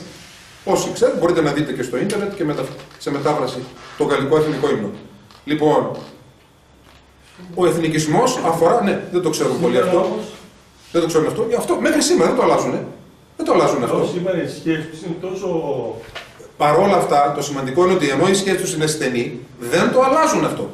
Εάν είχαμε εμείς ένα τέτοιο εθνικό ύμνο που θα έλεγε ότι το βρωμερό αίμα των Τούρκων, τον προαιώνιον εχθρό μας να αποτιμήσει, φανταστείτε τι θα λέγανε οι Κασάνδρες και οι Ερεμιάδες κλπ. Ποτέ. Γιατί ποτέ δεν υπήρξε ενδογενές γνώρισμα του πολιτισμού με τον εθνικισμό. Ο εθνικισμός είναι γνώρισμα θεμελιώδες της νεωτερικότητας του διαφωτισμού. Ξεκάθαρα πράγματα. Και κατηγορείται ο ελληνικός λαός για εθνικισμό, αν είναι δυνατόν να κατηγορείται, ας πούμε. Και αν δεν υπήρχε Χρυσή Αυγή, που ο σκληρότης πυρήνας είναι, ας πούμε, 200 άτομα ήταν, δεν τους ήξερε κανείς, θα την είχαν επινοήσει το σύστημα. Για να έχουν δίθεν έναν αντίπολο δέος. Είναι απαραίτητη για το σύστημα Χρυσή Αυγή, αν με εννοείτε. Λοιπόν, από την ιδιότητα του δουλοπάρικου πήγε στην ιδιότητα του πολίτη. Από την ιδιότητα του, επίσης πέρασε στο εθνικό κράτος για πρώτη φορά. Τα διάφορα φύλλα της Ευρώπης σχημάτισαν εθνικά κράτη για πρώτη φορά στην ιστορία τους. Και επίσης από τον πολίτη μετά πάει δουλοπάρικος, πολίτης, καταναλωτής, μετά στην μεταμοντέρνα εποχή, στην ύστερη νεωτερικότητα, καταναλωτής της μαζικής δημοκρατίας. Θυμόμαστε ότι ο σπουδαίος ιστορικός της φιλοσοφίας και των ιδεών, ο Παναγιώτης Κονδύλης, ένα από τα λαμπρότερα πνεύματα της μεταπολεμικής εποχής, ασχέτως αν μπορεί κανείς να έχει διαφωνίες σε διάφορα θέματα μαζί του, ότι τόνιζε αυτό ακριβώς, ότι η νεότερη μορφή πλέον κοινοβουλευτικής δημοκρατίας είναι ακριβώς η μαζική δημοκρατία της μαζικής κατανάλωσης. Η αντίληψη της νεωτερικότητας είναι καθαρά ιδεολογική. Για τον άνθρωπο είναι σε αντίθεση με την Ορθοδοξία, με τον χριστιανισμό της πρώτης χιλιετίας, ας πούμε καλύτερα, γιατί πολλές φορές και ο όρος Ορθοδοξία γίνει ιδεολογικός σε κάποιους στον εκκλησιαστικό χώρο. Η αντίληψη της νεωτερικότητας, σε αντίθεση με τον χριστιανισμό, είναι ιδεολογική. Δεν είναι οντολογική, αφού δίνει προβάδισμα στην εργαλειακή γνώση και δίνει προβάδισμα στην ανθρώπινη σκέψη. Ότι η ανθρώπινη σκέψη είναι το κέντρο του σύμπαντος. Ό,τι σκέπτομαι εγώ, αυτό είναι και αληθές. Η ταύτιση σκέψεως και αληθούς. Σκέψεως και ισχύως. Τα θέματα φυσικά αυτά είναι τεράστια και έχω φέρει και κάνω 2 βιβλία για να δείξω μετά για όποιον ενδιαφέρεται για περαιτέρω μελέτη, διότι δεν πρόλαβα να γράψω, έτσι ήθελα να γράψω σχολιασμένη βιβλιογραφία μέσα στις σημειώσεις εδώ πέρα, αλλά δεν πρόλαβα να το κάνω, οπότε θα πούμε και προφορικά κάποια στοιχεία για τη βιβλιογραφία. Λοιπόν, έχει ο Κονδύλης, ήταν ίσως ο πιο δεινός μελετητής της νεωτερικότητας στη μεταπολεμική εποχή, αναλυτής της νεωτερικότητας. Βεβαίως δεν νομίζω ότι προχώρησε τόσο όσο, ας πούμε, νομίζω ότι ο Κοντογιώργης έχει προχωρήσει πολύ περισσότερο, διότι ο Κονδύλης έκανε φοβερή κριτική στις δυτικές ιδεολογίες, αλλά πάλι με αμιγώς δυτικά κριτήρια. Ενώ ο Κοντογιώργης κάνει και άλλοι, κάνουν κριτική, ο πατήρ Νικόλαος Λουδοβίκος επίσης, έχω φέρει και ένα πολύ σημαντικό βιβλίο του, να σας δείξω όσοι ενδιαφέρον να διαβάσουν, κάνουν κριτική, αλλά η οποία βγαίνει πλέον από τα δυτικά κριτήρια και επανεισάγει ελληνικά διαχρονικά έτσι, κριτήρια πολύ σημαντικά και επανερμηνεύει, έτσι, αναπλαισιώνει, όπως λέμε ψυχολογικά, δηλαδή διαβάζει ξανά την ιστορία του διαφωτισμού εν συγκρίση με την ιστορία του υπόδουλου στους Τούρκους ελληνισμού με ένα πολύ διαφορετικό τρόπο, ο οποίος ανατρέπει τελείως την κατεστημένη σήμερα καθεστωτική διανόηση. Έτσι όπως παραδείγματος χάρη είναι διάφοροι καθεστωτικοί διανόμενοι και ο Ράμφος, κατά τη γνώμη μου, έγινε ένας τέτοιος την τελευταία δεκαετία σε απελπιστικό μάλιστα βαθμό. Ανακάλυψε τα φώτα της Νέας Υόρκης στα κερατιά του. Και ναι, είναι φοβερό δηλαδή, είναι τρομερό έτσι. Και ότι οι δίδυμοι πύργοι της Νέας Υόρκης δείχνουν το πόσο ανάλαφρο είναι το πνεύμα κλπ. Τα γράφει αυτά συγκεκριμένα και μένει εκστατικός και ουσιαστικά μένει εκστατικός για μια νεωτερικότητα η οποία έχει ξεπεραστεί. Και είναι τώρα στη φάση της ύστερης νεωτερικότητας, δηλαδή είναι και παλαιομοδίτης από ό,τι φαίνεται ας πούμε, σε αυτά και αυτός, όπως όλοι οι καθιστατικοί διανοούμενοι, θεωρεί ότι για όλα τα δεινά του ελληνισμού και άλλα δεινά φταίει η Εκκλησία, όπως το εννοεί, το κατανοεί ο ίδιος, ή φταίει, μάλλον αυτός δεν λέει η Εκκλησία, η Αρβελέρ είχε βγει και είχε πει ότι για όλα φταίει η Εκκλησία. Αυτός βγήκε και είπε κάτι ποιοτικότερο, ας πούμε, είπε ότι για όλα φταίει η Ορθόδοξη θεολογία. Είπε, τουλάχιστον δεν είπε η Εκκλησία, κάπως έτσι. Συγγνώμη, ένα σχόλιο για την Αρβελέρ και αυτό που είπε για την αναγέννηση, μπορεί να κάνετε, ότι αυτή η Εκκλησία. Δεν θα ήθελα να κάνουμε μεγαλύτερη παρέκβαση. Κάνω τώρα κάποιες. Για να. Αν στο διάλογο τώρα, γιατί είναι και πολλά και θέλω να δώσω. Γιατί εγώ δεν θέλω και να μιλώ πολύ, θέλω να γίνεται και διάλογος. Αλλά ή πρέπει να σταματήσω εδώ σε κάποιο σημείο, ή για να προλάβω δηλαδή να πω και τα υπόλοιπα του τροχάδι για να αρχίσουμε το διάλογο, γιατί αρκετά μονοπόλησα τον λόγο. Η αντίληψη λοιπόν περί ανθρώπου και σύμπαντος, περί κόσμου, είναι ιδεολογική καθαρά στην νεωτερικότητα. Και αυτό κατέρευσε μετά με τις μεγάλες ιδεολογίες, μετά τον Δεύτερο Παγκόσμιο Πόλεμο σταδιακά και κυρίως το 1980 έφτασε και μετά την 90 μάλλον, με την κατάρρευση της Σοβιετικής Ένωσης, έφτασε στο αποκορύφωμά του. Η εκοσμίκευση, αυτό που λέμε στην βιβλιογραφία secularization, έτσι. Η εκοσμίκευση, δηλαδή, και εδώ πέρα πάλι άλλο παραμύθι, έτσι. Η Γαλλία της Γαλλικής Επαναστάσεως, έτσι. Το μόνο κράτος, το πρώτο κράτος στην ιστορία που στο σύνταγμα του μέσα μπήκε ότι είναι άθρησκο κράτος. Με ποιον όρο εκφράζεται ο όρος άθρησκος? Πήραν μια λέξη ελληνική, οι Γάλλοι, και της έδωσαν αυτό το νόημα. Το νόημα. Λέγεται λαϊκ στα γαλλικά, λαϊκό κράτος. Τι σημαίνει λαϊκό κράτος? Άθρησκο στα γαλλικά, έτσι. Και σήμερα ακόμα στο Σύνταγμα γράφει «Ετά λαϊκ», κράτος άθρησκο. Έτσι μεταφράζεται σωστά. Έτσι. Λαϊκό κράτος σημαίνει άθρησκο κράτος. Ξέρετε πόσο άθρησκο κράτος είναι η Γαλλία? Ξέρετε ότι ακόμα και σήμερα η μέρα της Πεντηκοστής των χριστιανών είναι εθνική αργία? Το ξέρετε ότι ακόμα και στις κωμωδίες του Λουί ντε Φινές, αν έχετε δει μερικοί, που είναι ο Γάλλος Βέγκος, έτσι. Είχα τραβούσα τα μαλλιά μου όταν ήταν φορά. Έδειχνε να κάνει, υποτίθεται ότι γυρίζεται στις Κάνες, έτσι, σε αυτό το υπέροχο θέρετρο, στο Μεσογειακό Νότο. Και έδειχνε να κάνει παρέλαση το αστυνομικό τμήμα, διότι αυτός σαν αστυνομικός στατημένος, έτσι. Και έκανε μαζί με το αστυνομικό, αν είναι δυνατόν, ο εφημέριος, ο ρωμαιοκαθολικός εφημέριος έκανε παρέλαση. Που σημαίνει αυτό ότι γινόταν στη Γαλλία αυτό. Μέχρι κάποια χρονολογία. Το φαντάζεστε αυτό το πράγμα? Θα κάνει ο παπάς της συνορίας παρέλαση με το στρατό? Το ξέρετε ότι στην Αγγλία μέχρι τη δεκαετία του 60, ανάμεσα σε δύο προβολές στον κινηματογράφο, πρώτη προβολή, δεύτερη προβολή, ψαλόταν ο εθνικός ύμνος της Αγγλίας. Μπορείτε να το διανοηθείτε αυτό? Ποιος είναι εθνικιστής? Έτσι, για να καταλάβουμε λίγο. Σήμερα, στην Αμερική που μιλάμε σήμερα, εάν είναι να παίξει, με συγχωρείτε, η κολοπετινίτσα με τον λασποχώρι baseball, ψάλε το εθνικό ύμνος. Ενώ στην Ευρώπη είναι μόνο για εθνικές ομάδες. Στην Αμερική ψάλεται ο εθνικός ύμνος. Όταν να παίξει και η πιο παρακατιανή ομαδούλα του baseball ή του rugby. Λοιπόν, απλά πράγματα αυτά. Με συγχωρείτε έτσι, αυτό που λέτε. Ναι. Οι Αμερικάνοι προσπαθούν να γίνουν έθνος. Προσπαθούν. Ναι. Και αυτό το κάνουν. Εντάξει, αλλά αυτό γίνεται και στην Ευρώπη γινόταν. Ωραία, και στην Ευρώπη γινόταν όμως αυτό παντού. Δηλαδή και στην Ευρώπη, η οποία Ευρώπη έχει ιστορική παράδοση πολλών αιώνων, ας πούμε. Δεν έγινε μόνο. Έπειτα, μην ξεχνάμε ότι η Αμερική, στο βασικό της πυρήνα και στους κύριους άξονες της ύπαρξης της, σχηματίστηκε από Ευρωπαίους, έτσι. Ναι. Αυτό δεν θα ήταν τρόπο να σταματήσει. Συγγνώμη που κάνω μια παρέμβαση, αλλά είναι μια σκέψη κάνω. Δεν θα ήταν τρόπο να σταματήσει και η βία σε διάφορους χώρους όπως τα γήπεδα και σε άλλους διάφορους χώρους? Τι ήταν να ψάλει το εθνικό ύμνος? Δηλαδή να υπήρχε κάποιο τέτοιο στοιχείο. Δεν εξυπηρετεί η βία. Δεν μπορεί η βία είναι σαν καρκίνος που δεν μπορεί να θεραπευτεί με καραμέλες ή με ασπιρίνες, ας πούμε. Αλλά αναφερόμαστε εδώ πέρα στο στοιχείο αυτό ότι πόσο έντονα υπάρχουν το νεωτερικό στοιχείο του εθνικισμού και σήμερα υπάρχει στο δυτικό κόσμο, φοβερά έντονο. Ας πάει κανείς να θίξει την πατρίδα ενός Γάλλου ή ενός Γερμανού. Να δείτε πώς θα σε αντιμετωπίσουν.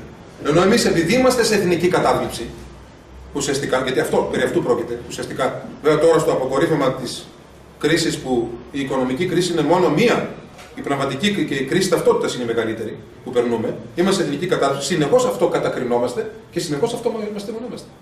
Συνέχεια. Δηλητηριωδώς κρίνουμε εμείς τους δε, ο ένας τον άλλον. Σε προσωπικό επίπεδο, σε επίπεδο άλλο κλπ.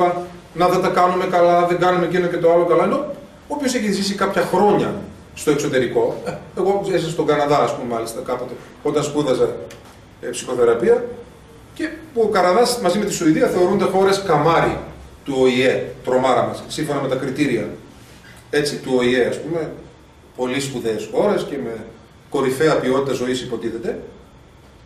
Η μεν Σουηδία, όπως αναφέρει ο κ. Καραπελιάς στο υπέροχο βιβλίο του αυτό, «Η θεμελιώδης παρέκκληση», εξαιρετικό βιβλίο πράγματι, από τα καλύτερα του, λέει, από κάτι που δεν το ήξερα εγώ, η Σουηδία είχε υποχρεωτική στήρωση σε ανθρώπους ανάπηρους ή καθυστερημένους μέχρι τη δεκαετία του 60. Δηλαδή ουσιαστικά ένα είδος ναζιστικής ευγονικής, η δίθεν δημοκρατική Σουηδία. Έτσι. Για να μην ξεχνιόμαστε. Αυτές θεωρούνται χώρες πρότυπο του ΟΗΕ. Και επίσης κινδυνεύεις να πας στη φυλακή κατευθείαν για κανένα μήνα. Φυλακή, προσέξτε. Όχι απλώς να δικαστείς σε οτιδήποτε πεις το οποίο αντιβαίνει το φασισμό της πολιτικής ορθότητας. Παράδειγμα, Πεντηκοστιανός πάστορας. Δεν μιλάμε για άλλα, για Ορθόδοξο, δεν μιλάω για μας δηλαδή. Έτσι, για το συνάθι μου, ας το πω έτσι χιουμοριστικά. Πεντηκοστιανός προτεστάντης πάστορας. Αναφέρει σε σύναξη στη δική τους αίθουσα. Η ομοφιλοφιλία, σύμφωνα με την Αγία Γραφή, δεν είναι αποδεκτή. Μήνυση κατευθείαν οι οργανώσεις τους, ένα μήνα φυλακή. Φυλακή. Αν αυτό είναι η δημοκρατία, το να υπάρχει μία και μοναδική σκέψη να γίνεται αποδεκτή και για οποιοδήποτε άλλο θέμα αντιβαίνει στην πολιτική ορθότητα, εγώ αυτό το ονομάζω κοινοβουλευτική δικτατορία και ροζ φασισμό της πολιτικής ορθότητας. Αυτό το πράγμα. Το ίδιο και ο Καναδάς τα ίδια χάλια είχε, εάν πήγαινε να περάσει μια συνέντευξη για να προσληφθείς κάπου, ιδίως στο δημόσιο, ας πούμε, είσαι ψυχολόγος, γιατρός, κοινωνικός λειτουργός, πας να περάσεις συνέντευξη σε ένα νοσοκομείο. Πήγε γνωστός μου, συμφοιτητής μου δηλαδή, Κορεάτης, πιστός προτεστάτης, πήγε να διεκδικήσει θέση σε ένα καραϊβικό νοσοκομείο. Και μετά μου εξηγούσε στενοχωρημένος αφού γύρισε, περνάς από συνέντευξη έτσι, με διάφορες ερωτήσεις, θα σου κάνω όλες τις ερωτήσεις αν είσαι πολιτικά ορθός. Δηλαδή, όπως στέλνει το σύστημα. Τι πιστεύεις για τις εκτρώσεις, τι πιστεύεις για το ένα, και αν πεις ότι εγώ, σαν χριστιανός, δεν συμφωνώ με κάποιο πράγμα. Χωρίς να κατακρίνεις κανέναν, χωρίς να πεις τίποτα άλλο. Χωρίς να μην έχεις την παραμικρή επιθετικότητα. Για κανέναν. Δεν πρόκειται να πάρεις τη θέση στον ένα τον άπαντα, ακόμα και αν τα προσόντα σου είναι πολύ ανώτερα από τον άλλον υποψηφίο. Άρα, βάση του κάθε ολοκληρωτισμού διαχρονικά και στη νεότερη περίοδο της ιστορίας ιδίως, μετά το 1500, είναι η δικτατορία της μιας σκέψης, ότι η διαφωνία ποινικοποιείται. Πολύ δε περισσότερο τώρα με την τρομακτική ισχύ που έχουν τα μέσα ενημέρωσης, μέσα μαζικής αποβλάκωσης τα πρέπει να λέγονται, ΜΜΑ δηλαδή, και το ίντερνετ, πολύ περισσότερο τώρα που γίνεται πογκρόμ ψυχολογικό, ότι όποιος είναι αντίθετος προς το σύστημα, σε οποιοδήποτε επίπεδο, είναι ή ακροδεξιός ή ακροαριστερός, αν και αυτό πολύ λιγότερο νομίζω, γιατί σε κάθε χώρα παρατηρούμε ότι οι αναρχικοί είναι οι πρώτοι οι οποίοι υπερασπίζονται τις θεμελιώδεις αρχές της παγκοσμιοποίησης, ή είσαι ας πούμε παρείας ή δεν θα βρεις δουλειά εύκολα. Δηλαδή ο διωγμός, ναι δεν θα φυλακιστείς ακόμα σε κάποιο γκουλάγ ή σε κάποιο τόπο συγκεντρώσεως, αλλά καταστρέφεσαι επαγγελματικά, καταστρέφεσαι οικονομικά, καταστρέφεσαι ως φήμη, δεν θα πω ηθικά γιατί, αλλά ως φήμη καταστρέφεσαι μες στην κοινωνία και σου κλείνουν όλες οι πόρτες. Αυτό είναι ήδη παρόν εδώ και τουλάχιστον 20 χρόνια στο δυτικό κόσμο και πλέον και στην Ελλάδα με την συνεχή αθόρυβη αλλαγή της νομοθεσίας, η οποία θα διώκεται κάθε διαφωνία πάνω σε αυτό.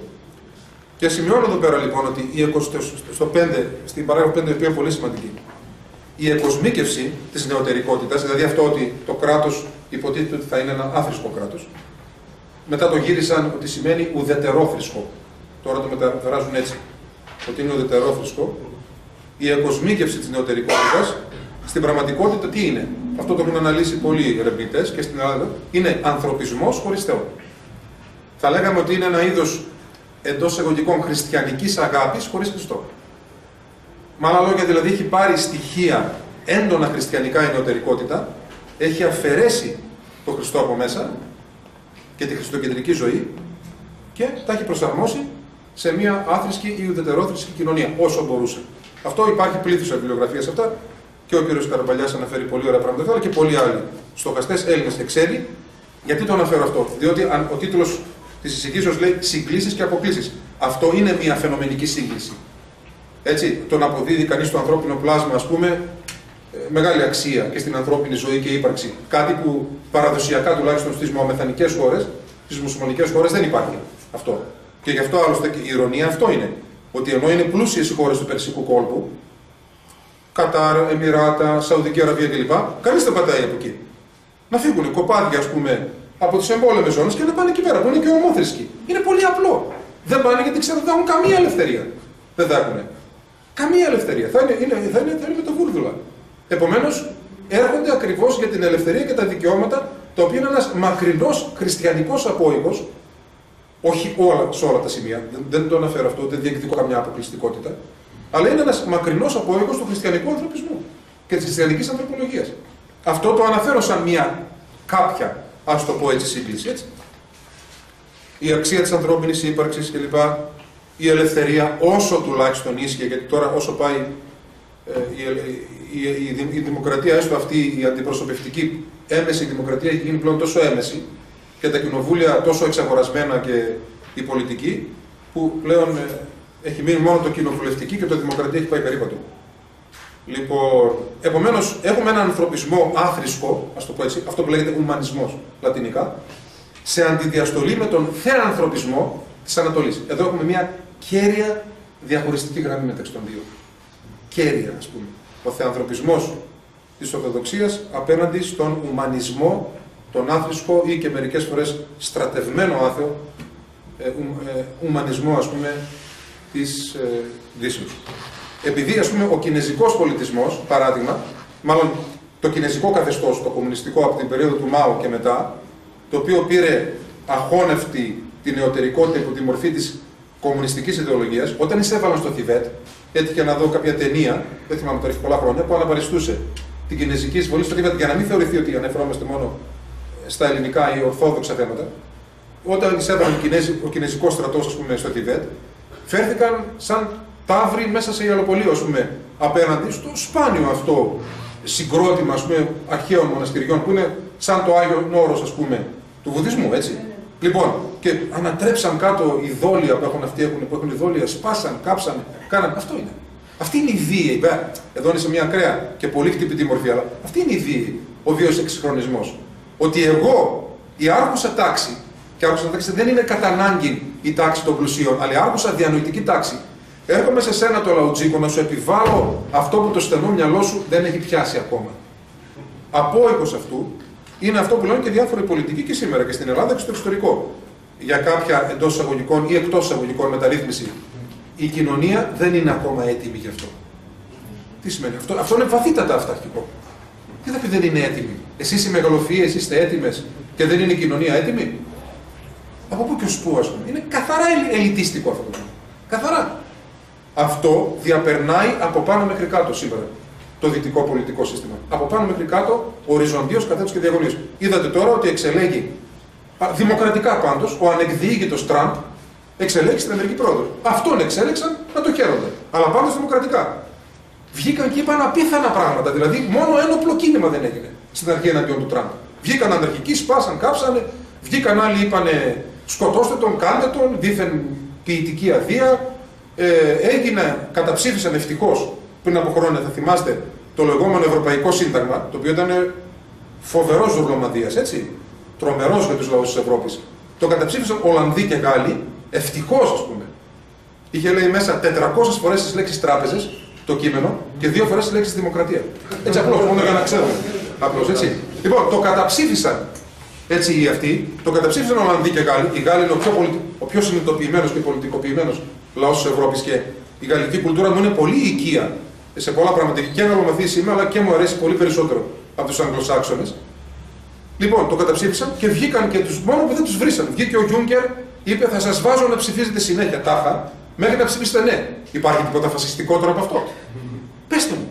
Και βγήκε και ο καλός και ήπιος μεταξύ πολλών Ελλήνων νάνων πολιτικών Βγήκε, ας πούμε, ο καλός και ήπιος Χατζηδάκης της Νέας Δημοκρατίας και επέκρινε, κούνησε το δάχτυλο στους δύο αυτούς ευρωπαϊκούς λαούς, γιατί καταψήφισαν το Ευρωπαϊκό Σύνταγμα. Καλά, δεν έχουν το δικαίωμα αυτό δηλαδή.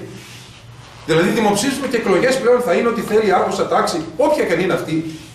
Ο κίνδυνος είναι συγκλονιστικός δηλαδή σε αυτό το πράγμα. Και είναι σχεδόν απροκάλυπτος πλέον ο φασισμός του συστήματος. Απλούστατα δεν σηκώνει να κάνει γκουλάγκ ή όπως θέλετε πέστε η Μπούχενβαλ, Νταχάου, θα το κάνει με άλλο τρόπο, με πλάγιο τρόπο, πολύ πιο ύπουλο. Ο Ντοστογεύσκι, αναφέρω και στην παρέτηση του Ντοστογεύσκι, και εκεί πάλι και αυτό είναι μια παραπομπή για όσους τυχώς δεν το έχουν έτσι μελετήσει. Έχει στο βιβλίο του «Οι Δαιμονισμένοι», με όμικρον γιώτα πληθυντικός, που οι ορθότεροι έχω ακούσει από ρωσομαθείς, έτσι πολύ βαθύς ρωσομαθείς, γιατί ο Άρης Αλεξάνδρου, που μετέφρασε αρχικά τα κείμενα του γίγαντα αυτού, του παγκόσμιου πνεύματος του Ντοστογεύσκι, η ορθότερη μετάφραση δεν είναι «Οι Δαίμονες» και όχι «Οι Δαιμονισμένοι», αλλά αυτό είναι μια μεταφραστική, ας πούμε, λεπτομέρεια. Έχει εκεί πέρα συγκλονιστικούς διαλόγους πάνω σε αυτό το θέμα. Ακριβώς. Σύγκριση θεανθρωπισμού και ουμανισμού. Έχει τρομερούς διαλόγους. Είναι επίπεδο σοκρατικού σχεδόν, κατά τη γνώμη μου, και αισθάνομαι ότι δεν υπερβάλλω το βάθος του Ντοστογεύσκι, έτσι. Ο Φρόιντ, έτσι, που δεν έχει την παραμικρή σχέση με την Ορθοδοξία, καμία. Είχε πει ότι το βιβλίο Αδελφοί Καραμαζόφ, ένα άλλο βιβλίο, ότι είναι το σημαντικότερο μυθιστόρημα όλων των εποχών. Σίγουρα αυτό αποτελεί υπερβολή. Αλλά πάντως, καταλαβαίνετε γιατί γίγαντα μιλούμε. Ο Ντοστογεύσκι λοιπόν έχει σπουδαία θέματα εκεί πέρα μέσα. Και όπως έχει φυσικά και το ανεπανάληπτο κεφάλαιο, ο μύθος του Μεγάλου Ερεταστή, όπου αν θυμάστε όσοι το διαβάσατε, ότι ο Χριστός επανέρχεται στην γη στη Σεβίλη του 16ου αιώνα, δηλαδή στον απόγειο της λεγόμενης Ιεράς Εξέτασης, συλλαμβάνεται του καρδινάλιου και ανακρίνεται, και εκεί πέρα μέσα βγαίνει όλο το ζήτημα από το συγκλονιστικό διάλογο που βάζει ο Ντοστογεύσκι μεταξύ του φανταστικού καρδιναλίου της Ισπανίας και του Χριστού.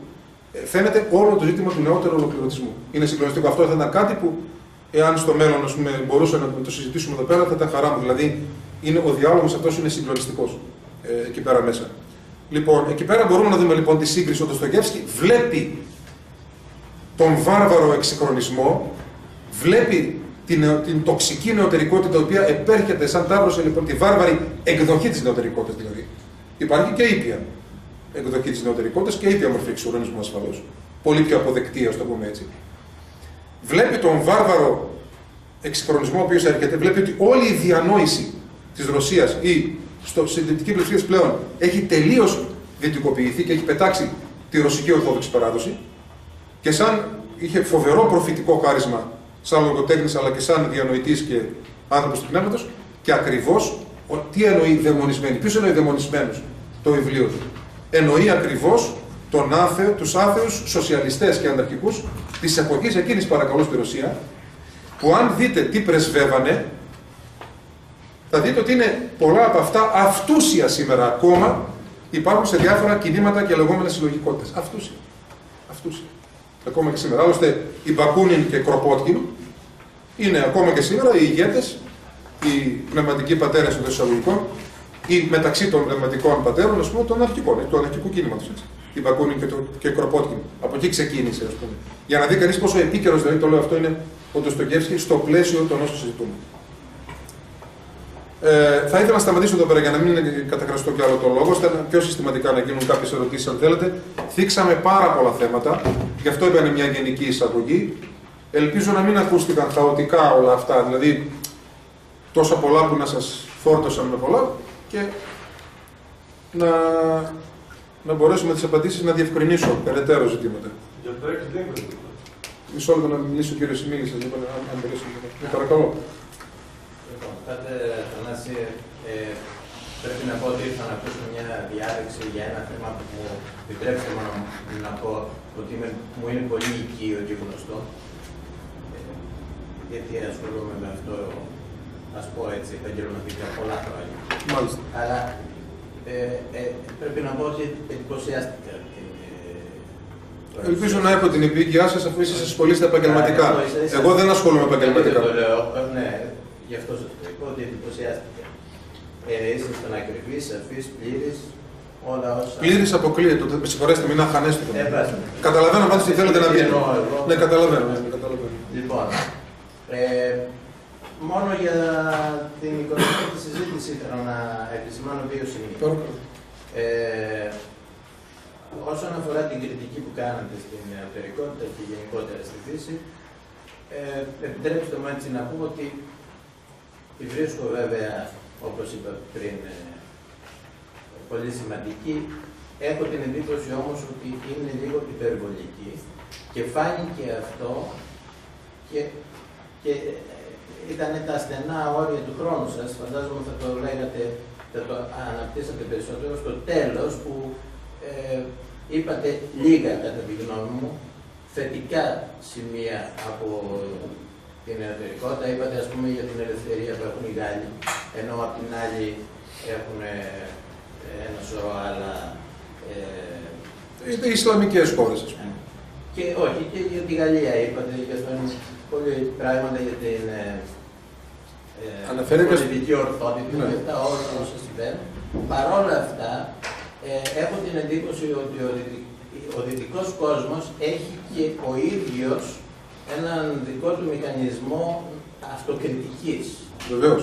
Έτσι, πολύ ισχυρό, και εμείς που κάνουμε κριτική στο δυτικό κόσμο αντλούμε πάρα πολλά από την κριτική που οι ίδιοι κάνουν στον εαυτό τους. Συμφωνώ πολύ. Τώρα έρχομαι σε εμάς που αυτό δεν υπάρχει. Δηλαδή σε εμάς δεν υπάρχει σχεδόν καμία αυτοκριτική για την παράδοση μας. Έτσι. Και το κυριότερο σημείο, που είναι το δεύτερο που ήθελα να πω, είναι ότι πολύ ωραία όλα αυτά που λέμε για την παράδοση, και όντως συμφωνώ μέσα ότι είναι έτσι το θεανθρωποκεντρικό στοιχείο και για το πρόσωπο και όλα αυτά. Έχω όμως την εντύπωση ότι εσείς υπενηχθήκατε ότι υπάρχει αυτό, κάπου το έχετε δει, ας πούμε. Ότι δεν είναι ανεφάρμοστο δηλαδή αυτό. Ανεφάρμοστο, εντάξει, μπορεί να μην είναι, αλλά δεν ξέρω αν είναι παρόν.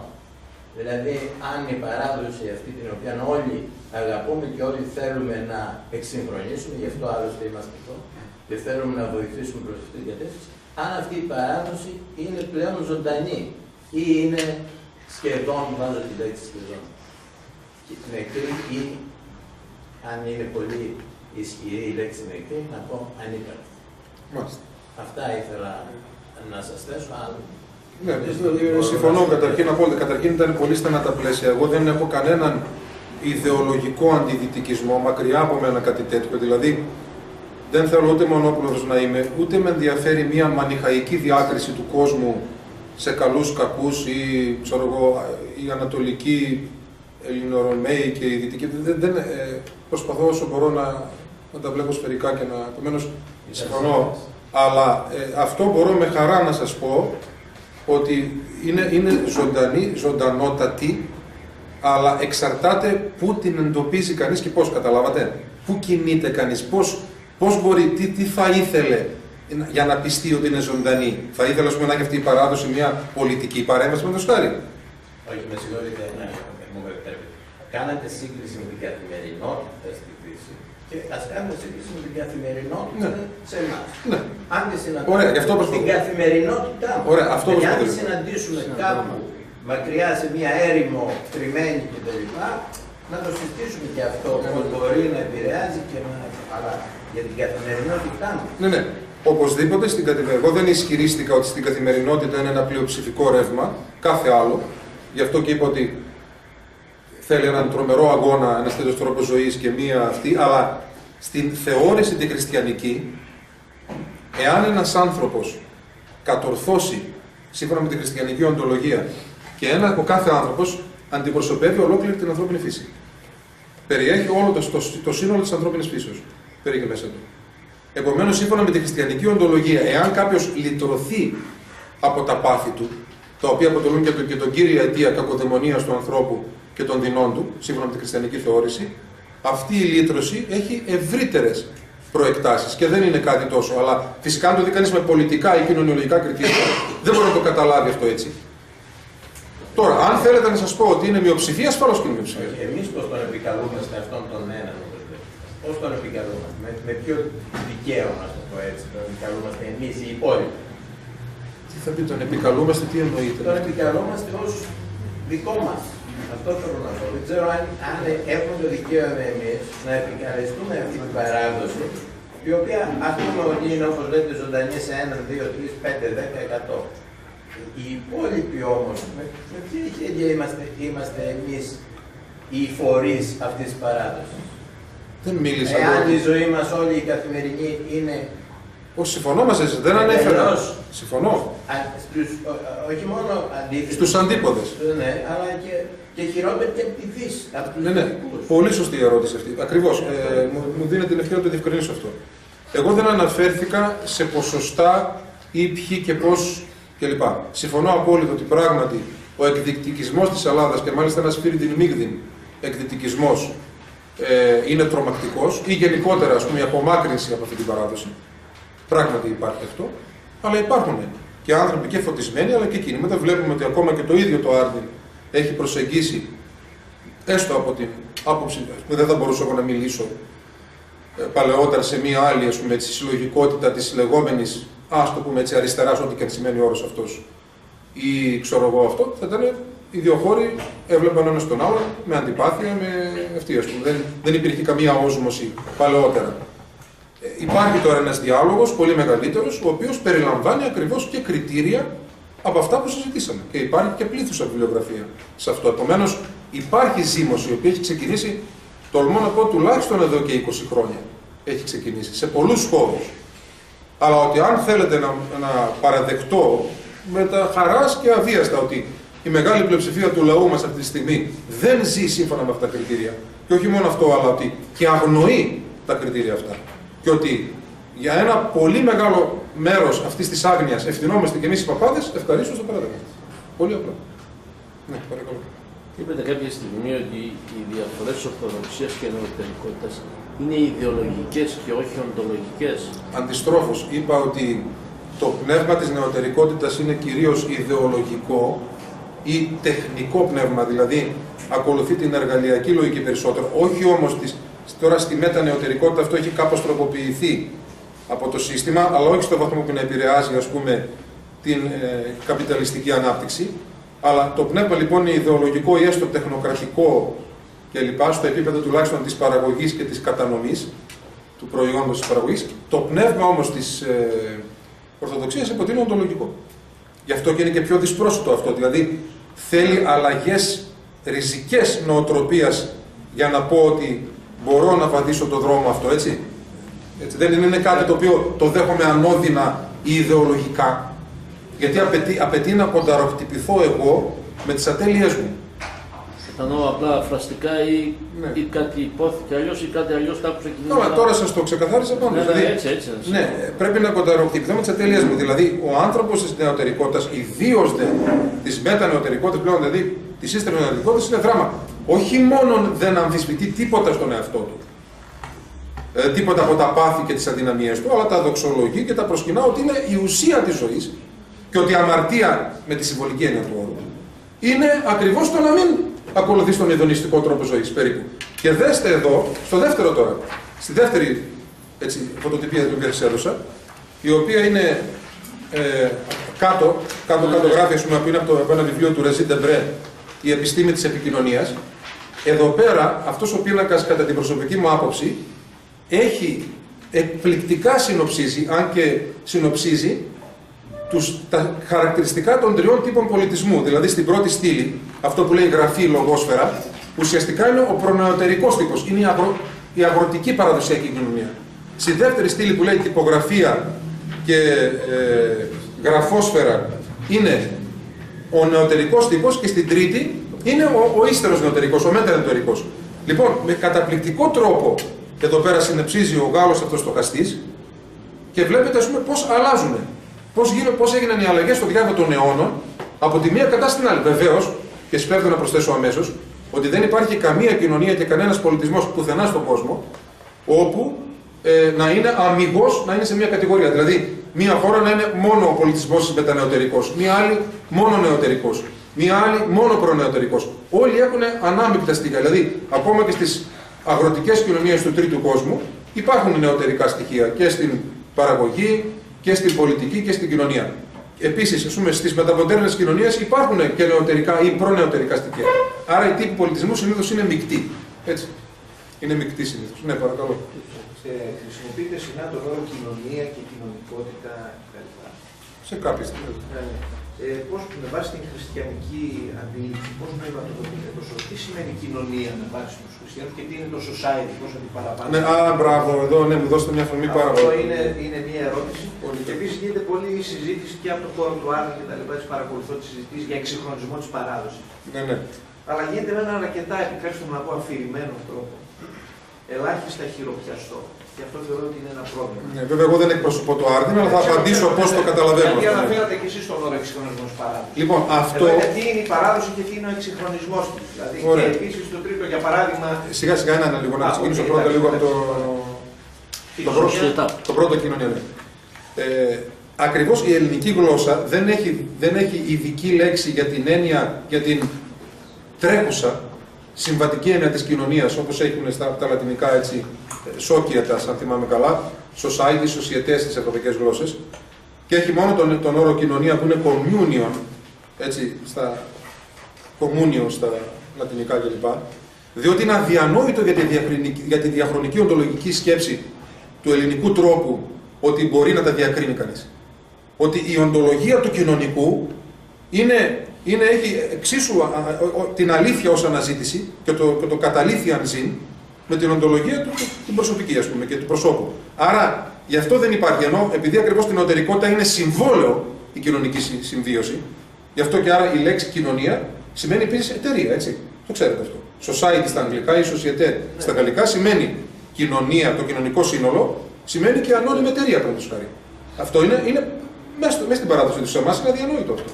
Για μας η κοινωνία έχει πιο οντολογικό περιεχόμενο, πιο βαθύ υπαρξιακό περιεχόμενο και επομένως εκφράζει τη σχέση στο προσώπο και το καταλήθιαν ζήν, όπως λέει ο Γιανναράς. Το έχει έτσι αναλύσει πολύ ωραίο αυτό σε διάφορα σημεία. Που θεωρεί ο Γιανναράς ότι και η αρχαία ελληνική σκέψη, η προχριστιανική, είχε πάρα πολύ έντονα το καταλήθιαν ζήν, ας πούμε, σαν κεντρικό πυρήνα της ανθρώπινης συνύπαρξης στην αρχαιοελληνική πόλη. Το δεύτερο ερώτημα ποιο ήταν, για την παράδοση εξυγχρονισμό. Ναι. Κοιτάξτε, αν και δεν εκπροσωπώ το Άρντιν, θεωρώ ότι δεν είναι καθόλου αφηρημένος ο τρόπος που το κάνουν. Και αυτό, ξέρετε, είναι ένα μεγάλο ζήτημα. Δηλαδή, εγώ έτσι, παίρνω αφορμή για να κάνω ένα επιστημολογικό σχόλιο εδώ πέρα, δηλαδή. Ότι για μένα, όσο πιο πολύ είμαστε καλλιεργημένοι, όχι τυπικά μορφωμένοι, δηλαδή χαρτιά και τέτοια κλπ., αλλά καλλιεργούμαστε, παλεύουμε μια ζωή για το θέμα της καλλιέργειας, τόσο πιο πολύ κανείς, το καταδύναμη ο καθένας, μπορούμε να συνδέσουμε τη θεωρία με την πράξη και την πράξη με τη θεωρία. Στο ίδιο ζήτημα. Καταλάβατε. Άρα, πολλές φορές όταν δυσκολευόμαστε να κάνουμε τη σύνδεση αυτή, νομίζουμε ότι πολλά πράγματα είναι θεωρητικά, γιατί εμείς οι ίδιοι δεν έχουμε εμπειρία πώς εφαρμόζονται, πώς βιώνονται. Και δεν λέω εφαρμογές εννοώ των μαθηματικών, αλλά και βιωματικές εφαρμογές. Δηλαδή, πώς στην πράξη. Θεωρώ λοιπόν, επανέρχομαι ότι το Άρντιν καθόλου δεν είναι αυτά, αλλά έχει προτάσεις και πολιτικές και οικονομικές και στο επίπεδο της τοπικής αυτοδιοίκησης και σε πάρα πολλά επίπεδα. Αλλά φυσικά αυτό για να φανεί ο χαρακτήρας αυτός ότι είναι πολύ πιο χειροπιαστός, θα πρέπει κανονικά κατά κάποιο τρόπο να ασκήσει και ένα είδος εξουσίας. Ας το πω έτσι, ή τέλος πάντων να έχει μια αρμοδιότητα, να έχει μια παρέμβαση η οποία να ακουστεί. Το σύστημα είναι στον αντίποδο του Άρντιν, έτσι. Επομένως δεν μπορεί να γίνει αποδεκτό. Γι' αυτό και δεν θα καλούσαν ποτέ τον Καραμπελιά, παρότι για μένα ο άνθρωπος είναι εξαίρετος, ας πούμε. Δεν θα τον καλούσαν ποτέ να μιλήσει στην ΕΡΤ, ας πούμε, ή στα μεγάλα κανάλια εθνικής εμβέλειας για αυτόν τον λόγο. Τώρα, ο εξυγχρονισμός, τι εννοούμε παράδοση, αυτό τώρα είναι ένα μεγάλο θέμα, έτσι. Αλλιώς το εννοεί η χριστιανική σκέψη, αλλιώς μπορεί να το εννοήσει, ας πούμε. Πιστεύω ότι όπως το εννοεί το Άρντιν, όπως και το καταλαβαίνω εγώ, σαφώς επεκτείνεται πολύ πέρα από την. Δεν είναι ο στόχος του Άρντιν, δεν είναι φυσικά να κάνει θεολογία. Έτσι, επεκτείνεται γενικότερα, περιλαμβάνει σαφέστατα και αναλυτικά και δεδηλωμένα και την Ορθοδοξία ως τρόπο της ελληνικής παραδόσεως. Έχει κάνει όριμη και γόνιμη κριτική, ας πούμε, σε θέματα που διαφωνούν με τη θεολογία ή με πεπραγμένα εκκλησιαστικά και πολύ καλά έκαναν. Αλλά ταυτόχρονα επεκτείνονται στην ελληνική παράδοση, στον ελληνικό τρόπο πολύ πέρα από αυτό και στον αρχαιοελληνικό, έτσι, με κριτική και σε νεότερες μορφές της ελληνικής σκέψης και κριτικής της νεωτερικότητας, ας πούμε. Και μάλιστα πάνω σε αυτό είδατε και επανέρχομαι σε εσάς, δεν ξέρω το όνομα σας, πώς είναι. Ταμπάκη. Κύριε Ταμπάκη, ναι, κάποιο κωδί το όνομα, ναι.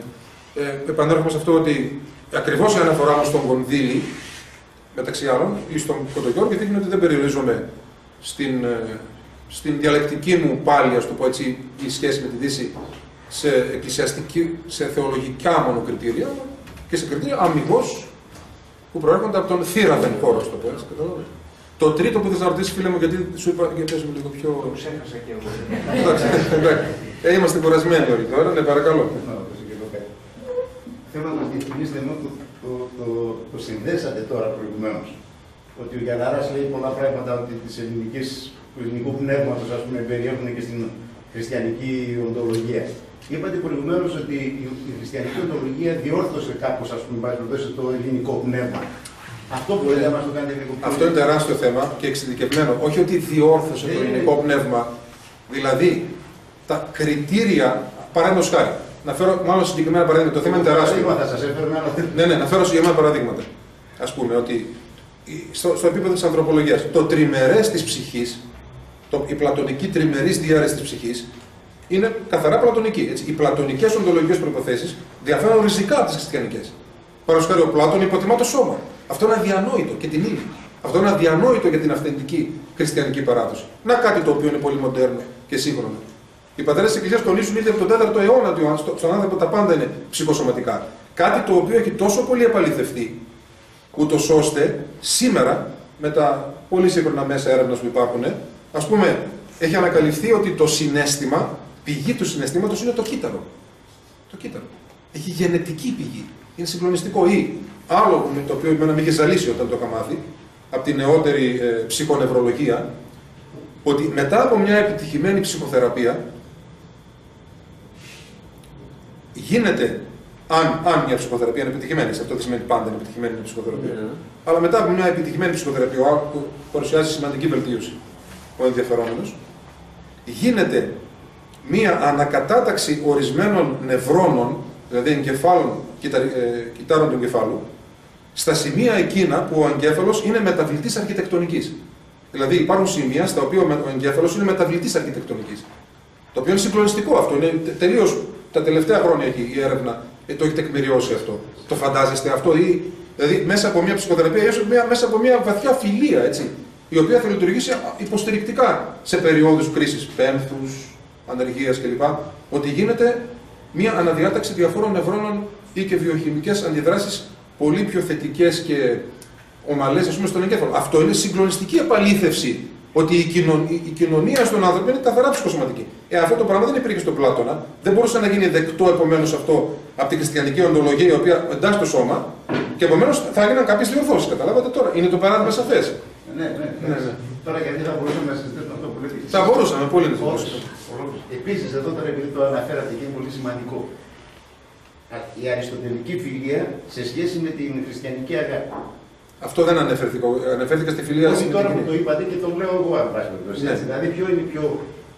Κοιτάξτε τώρα, δεν θέλω να ξεφύγω. Νομίζω ότι είμαστε και κουρασμένοι και να πάμε σε θέματα πολύ πιο ειδικά και αυτά. Θα ήθελα έτσι να μείνουμε λίγο. Ήδη το σημερινό θέμα είναι τεράστιο. Θίξαμε 1000, κατά με συγχωρείτε, αλλά δεν είναι ότι αρνούμε να απαντήσω, αλλά θα ξεφύγουμε υπερβολικά. Ας πούμε λίγο να μείνουμε στο θέμα το ανθρωπολογικό, ας πούμε. Ναι, πολύ καλή. Λοιπόν, βέβαια, που μου φαίνεται δεν έκανα διάλογο, αυτό πήγα να... Καλώς. Λοιπόν, θέλω να πω κάτι, διάβαζα κάπου ότι οι Γάλλοι θεωρούν και τους Κυριαστές ως παράνομη θρησκεία. Ναι, αυτό τι σχέση έχει αυτό με το... Το λέω καθαρά πληροφοριακά για να δούμε κάποια πράγματα, ότι γιατί δεν πέρασε στην Ελλάδα αυτό το πράγμα. Τώρα αυτό είναι κάτι πολύ εξειδικευμένο που δεν έχει σχέση με το κεντρικό θέμα. Ίσως θέλεις να πεις ότι παρόλη την Γαλλία... Να το πω γιατί το αναφέρω. Ναι. Γιατί αυτό δείχνει ότι κάποια πράγματα καθοδηγούνται από κάπου. Άρα λοιπόν περισσότερο η νεωτερικότητα έχει προσωπικά στοιχεία του που επιβάλλονται απέναντι πολλές φορές στις πλειονότητες. Δεν μπορούμε να γενικεύσουμε, γιατί και η Γαλλία είναι και μάλιστα από τους κύριους εκπροσώπους της νεωτερικότητας, αλλά βλέπουμε ότι παρά το ότι είναι άθρησκο κράτος, οργανώσεις που είναι παραθρησκευτικές και κρύβουν ύποπτους σκοπούς από πίσω, μπορεί να τις κυνηγήσει πολύ πιο αυστηρά από ό,τι σε κάποιες άλλες χώρες. Αν θέλουμε να το πούμε αυτό και να το εντάξουμε μέσα στο σημερινό θέμα, για να μην πλατιάσουμε σε άλλα θέματα, μπορούμε να πούμε ότι ίσως η Γαλλία είναι πολύ πιο συνεπής με τον εαυτό της, το γαλλικό κράτος, με την παράδοσή του, από ότι είμαστε συνεπείς εμείς. Και παρενθετικά, κάτι το οποίο είχα διαβάσει πριν από ένα χρόνο και μου έπεσαν τα υπόλοιπα μαλλιά τα οποία μου απομένουν, έγραφε: υπάρχει νοτίως του Παρισιού, υπάρχει Κομμόπολη, γύρω στα 80 χιλιόμετρα νοτίως του Παρισιού. Ξέρετε πώς ονομάζεται η Κομμόπολη? Θάνατος στους Εβραίους. Μπορείτε να το πιστέψετε αυτό? Mort aux Juifs. Και πήγαν οι δημοσιογράφοι στο Δήμαρχο και είπαν: είναι δυνατόν τέτοια βαρβαρότητα από το γαλλικό μεσαίο να προέρχεται αυτό? Είναι δυνατόν να το κρατάτε? Και μεταξύ οι εβραϊκές ορονές είναι πανίσχυρες. Και οι νόμοι εκεί για την άρνηση του ολοκαυτώματος κλπ. Εγώ δεν συμφωνώ με αυτούς τους νόμους, αλλά εν πάση περιπτώσει. Λοιπόν, και είπε ο Δήμαρχος: αυτή είναι η ιστορία μας. Και αν σας αρέσει, έτσι, πως τιμούν την ιστορία τους, ακόμα και τις πιο σκοτεινές πλευρές της. Μπορεί κάποιος να διαφωνήσει φυσικά, γιατί αυτό είναι τρομακτικός αναχρονισμός. Αλλά δείχνουμε δηλαδή ότι είναι πιο η ταυτότητά τους η πολιτιστική και εθνική είναι πιο συγκροτημένη.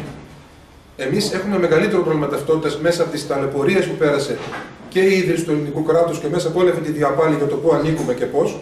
Φτάσαμε τελικά να μην ανήκουμε στον εαυτό μας και υπάρχει μεγαλύτερο πρόβλημα εθνικής ταυτότητας. Αυτοί και στα καλά τους και στα στραβά τους έχουν πιο ισχυρή και στέρεα συγκροτημένη εθνική και πολιτισμική ταυτότητα. Ναι, παρακαλώ. Ναι, αλλά δεν το απαρνούνται. Δεν είναι μια ευαισθητότητα η οποία. Δεν είναι μια ευελιξία. Μα σας είπα, προσέξτε. Δεν αξιολογώ αυτή τη στιγμή, δεν ηθικολογώ ή δεν αξιολογώ. Ναι, αλλά το κύριο σημείο μου, το κύριο θέμα μου δεν είναι αυτό.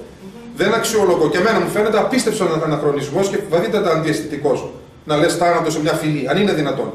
Αλλά θέλω να πω ότι έχουν το σθένος να υπερασπιστούν ακόμα και τα σκοτεινά κομμάτια της ιστορίας τους. Άρα αισθάνονται στέρεη την εθνική ταυτότητά τους. Εμείς μπορούμε να πούμε ότι γιατί όταν οι Έλληνες επαναστάτες μπήκαν στην Τρίπολη, ας πούμε, στην Επανάσταση του 21, έσφαξαν από την ορμή τους, ας πούμε, έγιναν σφαγές και γυναικόπαιδων, ας πούμε, και κατηγορούν οι καθεστωτικοί διανοούμενοι, ας πούμε, που θέλουν από διάφορους τρόπους να μειώσουν την σημασία της Επαναστάσεως και το νόημά της, λένε, ας πούμε, ότι ορίστε, κάναν και οι Έλληνες σφαγές κλπ. Ενώ αν είχαμε στερεότεροι θα πήγαμε ναι. Μετά από 4 αιώνες δουλείας συνέβη και αυτό το τραγικό, διότι δεν πήγαν εκεί πέρα με την πολιτική ορθότητα, αλλά η Ελλάδα απελευθερώθηκε όσο απελευθερώθηκε με το Καταγάνι και το αίμα. Καταλαβαίνετε? Μια παράλληλη απάντηση δηλαδή, γαλλικού τύπου σε αυτό. Είναι η ευθραστότητα της δικής μας ταυτότητας που εκ των αυτό είναι. Δηλαδή, ο κύριος Ταμβάκης που είπε πριν, επισήμανε κάτι εξαιρετικά σημαντικό. Ότι δεν κάνουμε γόνιμη αυτοκριτική εδώ, για πολλούς και διάφορους λόγους, ενώ κάνουμε εξοντωτική αλληλοκριτική, επειδή είμαστε καταθλιπτικοί στο πολιτισμικό επίπεδο. Έχουμε μια κατάθλιψη λόγω τώρα και του καταντήματος στο οποίο είμαστε, ας πούμε. Το οποίο, συγγνώμη, δεν ξέρω αν αυτή η κριτική τους βοηθάει να βγουν από τα δικά τους αδύναξοδα. Κοιτάξτε. Έχει τις δικές τους παθογένειες. Βεβαίως. Και αν προσέχουν πολύ τις κοινωνίες. Βεβαίως. Έχουν τρομακτικές παθογένειες, αλλά είπε ο κ. Σταμβάκης κάτι που επίσης πολύ σημαντικό. Έχουν αυτό το οποίο ονομάζουν αναστοχασμό. Δηλαδή ότι μπορούν να αυτοαμφισβητούνται και να αναπροσαρμόζονται. Αυτό είναι σημαντικό. Ξέρετε, και στο ατομικό επίπεδο η ψυχολογία λέει ότι ένα από τα πιο θεμελιώδη χαρακτηριστικά του υγιούς ανθρώπου είναι η προσαρμοστικότητα. Αυτός ο αναστοχασμός τους βοηθάει σε μια προσαρμοστικότητα έστω και ιστορικού ή πολιτισμικού τύπου, με όλα τα στραβά τα οποία μπορούν να έχουν, την οποία επειδή μας λείπει εμάς αυτή η συνοχή και συγκρότηση και αυτή η προσαρμοστικότητα στην εθνική ταυτότητα, έχουμε σοβαρό πρόβλημα. Γι' αυτό και αυτή η τριλογία του Σιάκα, που είναι εξαιρετική, έτσι, για το ένιγμα της ελληνικής ταυτότητας, η έκλειψη του υποκειμένου, αυτοείδωλον γεννόμην, παίρνει αυτούσια φράση από εκκλησιαστικά τροπάρια, αυτοείδωλον γεννόμην για τον ναρκισσισμό κλπ. Όλα αυτά, ας πούμε, νομίζω είναι μια από τις, ίσως το σημαντικότερο έργο που διαθέτουμε αυτή τη στιγμή, τα τελευταία χρόνια, ή ένα από τα κορυφαία, το τρίτο με αυτό έργο, για το ένιγμα της ελληνικής ταυτότητας. Είναι εξαιρετικά σημαντικό, διότι κάνει και σύγκριση κάνει με τη δυτική και την νορδική ταυτότητα, Nordic, δηλαδή της Βόρειας Ευρώπης, είναι άλλη η προτεσταντική της Βόρειας Ευρώπης, άλλη της Μεσογειακής, Λατινικής, Ρωμαιοκαθολικής Ευρώπης. Δεν είναι το ίδιο ο Ισπανός με τον Φιλανδό, οι διαφορές είναι κολοσιαίες. Επίσης, κάτι τελευταίο όσον αφορά ένα παράδειγμα που επίσης ελπίζω να διαφωτίσει αυτά που λέμε. Έχουμε έστω ότι, για να δείξω τους 3 θεμελιώδεις τύπους σκέψης, οι οποίοι καθόρισαν καταρχήν την ιστορία της Ευρώπης, δηλαδή είναι ο Εβραϊκός από την Παλαιά Διαθήκη, έτσι, είναι ο Ρωμαϊκός, τη Ρωμαϊκή Αυτοκρατορία, και είναι και ο ελληνικός, ο διαχρονικός ελληνικός. Έστω ότι έχουμε ένα δέντρο και στοχάζονται τρεις στοχαστές από τους τρεις αυτούς τύπους πολιτισμού για την ύπαρξη του δέντρου αυτού. Έτσι. Στοχάζονται μάλλον γύρω από το δέντρο. Ο εβραϊκός τρόπος, δηλαδή αυτό που αντιπροσωπεύει όλη την Παλαιά Διαθήκη, είναι ο τρόπος ο ιστορικός. Έτσι. Δίνει το νόημα της γραμμικής συνέχειας στην ιστορία προς ένα τέλος και ότι υπάρχει ο Θεός δημιουργός, ο οποίος διαλέγεται με τους ανθρώπους και εισέρχεται στην ιστορία.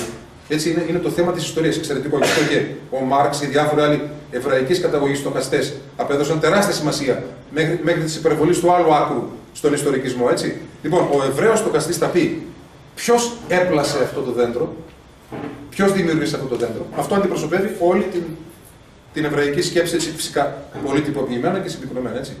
Ο Ρωμαίος θα πει σε τι χρησιμεύει αυτό το δέντρο, τα γενιά τύπλα. Αν είναι καρποφόρο θα δώσει φρούτα, καρπούς. Το χρησιμοθερικό ή ωφελημιστικό κριτήριο είναι αυτό που έχει κυριαρχήσει από την νεωτερικότητα και μετά, απόλυτα. Το ωφελημιστικό, παύλα, χρησιμοθερικό κριτήριο. Και η ελληνική σκέψη είναι το οντολογικό ερώτημα. Είναι η μόνη, βέβαια και το εβραϊκό στοιχείο έχει κάποια άλλα, η ελληνική σκέψη έχει το οντολογικό ερώτημα, αλλά προσέξτε, χωρίς την ιστορική διάσταση. Ανιστορικό. Γι' αυτό και έρχεται και συμπληρώνεται από την χριστιανική σκέψη. Μετά έρχεται και γίνεται αυτή η όσμωση ελληνισμού και χριστιανισμού. Διότι για πρώτη φορά μέσω του χριστιανισμού από την Παλαιστίνη και τη Μικρά Ασία έρχεται ακριβώς το πνεύμα της ιστορίας. Έρχεται στην οντολογία των αρχαίων Ελλήνων ανιστορική. Το οντολογικό ερώτημα που θα έλεγε του Έλληνα τότε είναι ποιο είναι το νόημα της ύπαρξης του δέντρου. Νομίζω ότι αυτό διαφωτίζει πολύ σαν παράδειγμα, ας πούμε, ακριβώς αυτούς τους τύπους αυτές τις τρεις θεμελιώδεις άξονες του ευρωπαϊκού πολιτισμού, εβραϊκό, ρωμαϊκό, ελληνικό, και πώς διέφεραν στην νοοτροπία. Η κοινωνία στην οποία ζούμε εδώ και αιώνες, μάλλον ο δυτικός κόσμος, από την νεωτερικότητα και μετά, είναι κατεξοχή ρωμαϊκή. Δηλαδή, απόλυτη προτεραιότητα των θεσμών, ο ρωμαϊκός νόμος, λέξη, έτσι, απάνω απ' όλα, απόλυτη προτεραιότητα των απρόσωπων θεσμών και επίσης προτεραιότητα της χρησιμοθερίας. Τα πάντα κρίνονται από το τι μπορούν να προσφέρουν, ποια είναι η ωφελημότητά τους στο καθετή. Άρα, αν δεν μου είσαι ωφέλιμος, συνάνθρωπε, δεν είναι και βέβαιο ότι μπορεί να έχεις πρόβλημα μαζί μου, έτσι, αν δεν είσαι ωφέλιμος, γιατί να μην σε καθαρίσω αν είσαι εμπόδιο στις επιδιώξεις μου. Και ποιο λόγο. Ναι. Ναι, παρακαλώ. Θα ήθελα έτσι και το χάνει δύο. Αν μπορώ. Ναι, αν μπορώ. Το πρώτο δεν θα το έφυγα πιθανότητα, απλά επειδή αναφερθήκατε με μια κάποια ένταση, ποιοτική ένταση, δεν λέω κάτι κακό, περί του στοιχείου του εθνικισμού που υπάρχει τόσο έντονα στην Δύση και δεν θέλουμε να το. Πολλές φορές δεν θέλουν, ναι, ίσως. Πολλές φορές να το βρουν πολλοί άνθρωποι. Και ενώ είπατε ότι κάτι τέτοιο δεν υπάρχει στην ελληνική. Στην ελληνική παράδοση υπήρχε φιλοπατρία από τα αρχαία χρόνια. Έχουμε άφθονα κείμενα γι' αυτό. Ναι. Υπήρχε φιλοπατρία. Ναι. Ο εθνικισμός είναι κάτι άγνωστο, δηλαδή έχει σχέση με την νεωτερική κοινωνία κυρίως. Αυτό εννοώ, κατάλαβες. Ήθελα να κάνω λίγο την διευκρίνηση, επειδή άμα το φέρουμε στο σήμερα, καταρχάς χαίρομαι πάρα πολύ που θίγεται για το πόσο συστατικό στοιχείο είναι στην Δύση, ας πούμε, ο εθνικισμός, γιατί πολλές φορές από τη σκοπιά των εξυγχρονιστών, των φιλελεύθερων, συνέχεια προβάλλεται η εθνικιστική Ελλάδα και η δημοκρατική Δύση που δεν έχει τέτοια πράγματα, πράγμα το οποίο και εμένα με εξοργίζει, έως και με εξοργίζει πολλές φορές.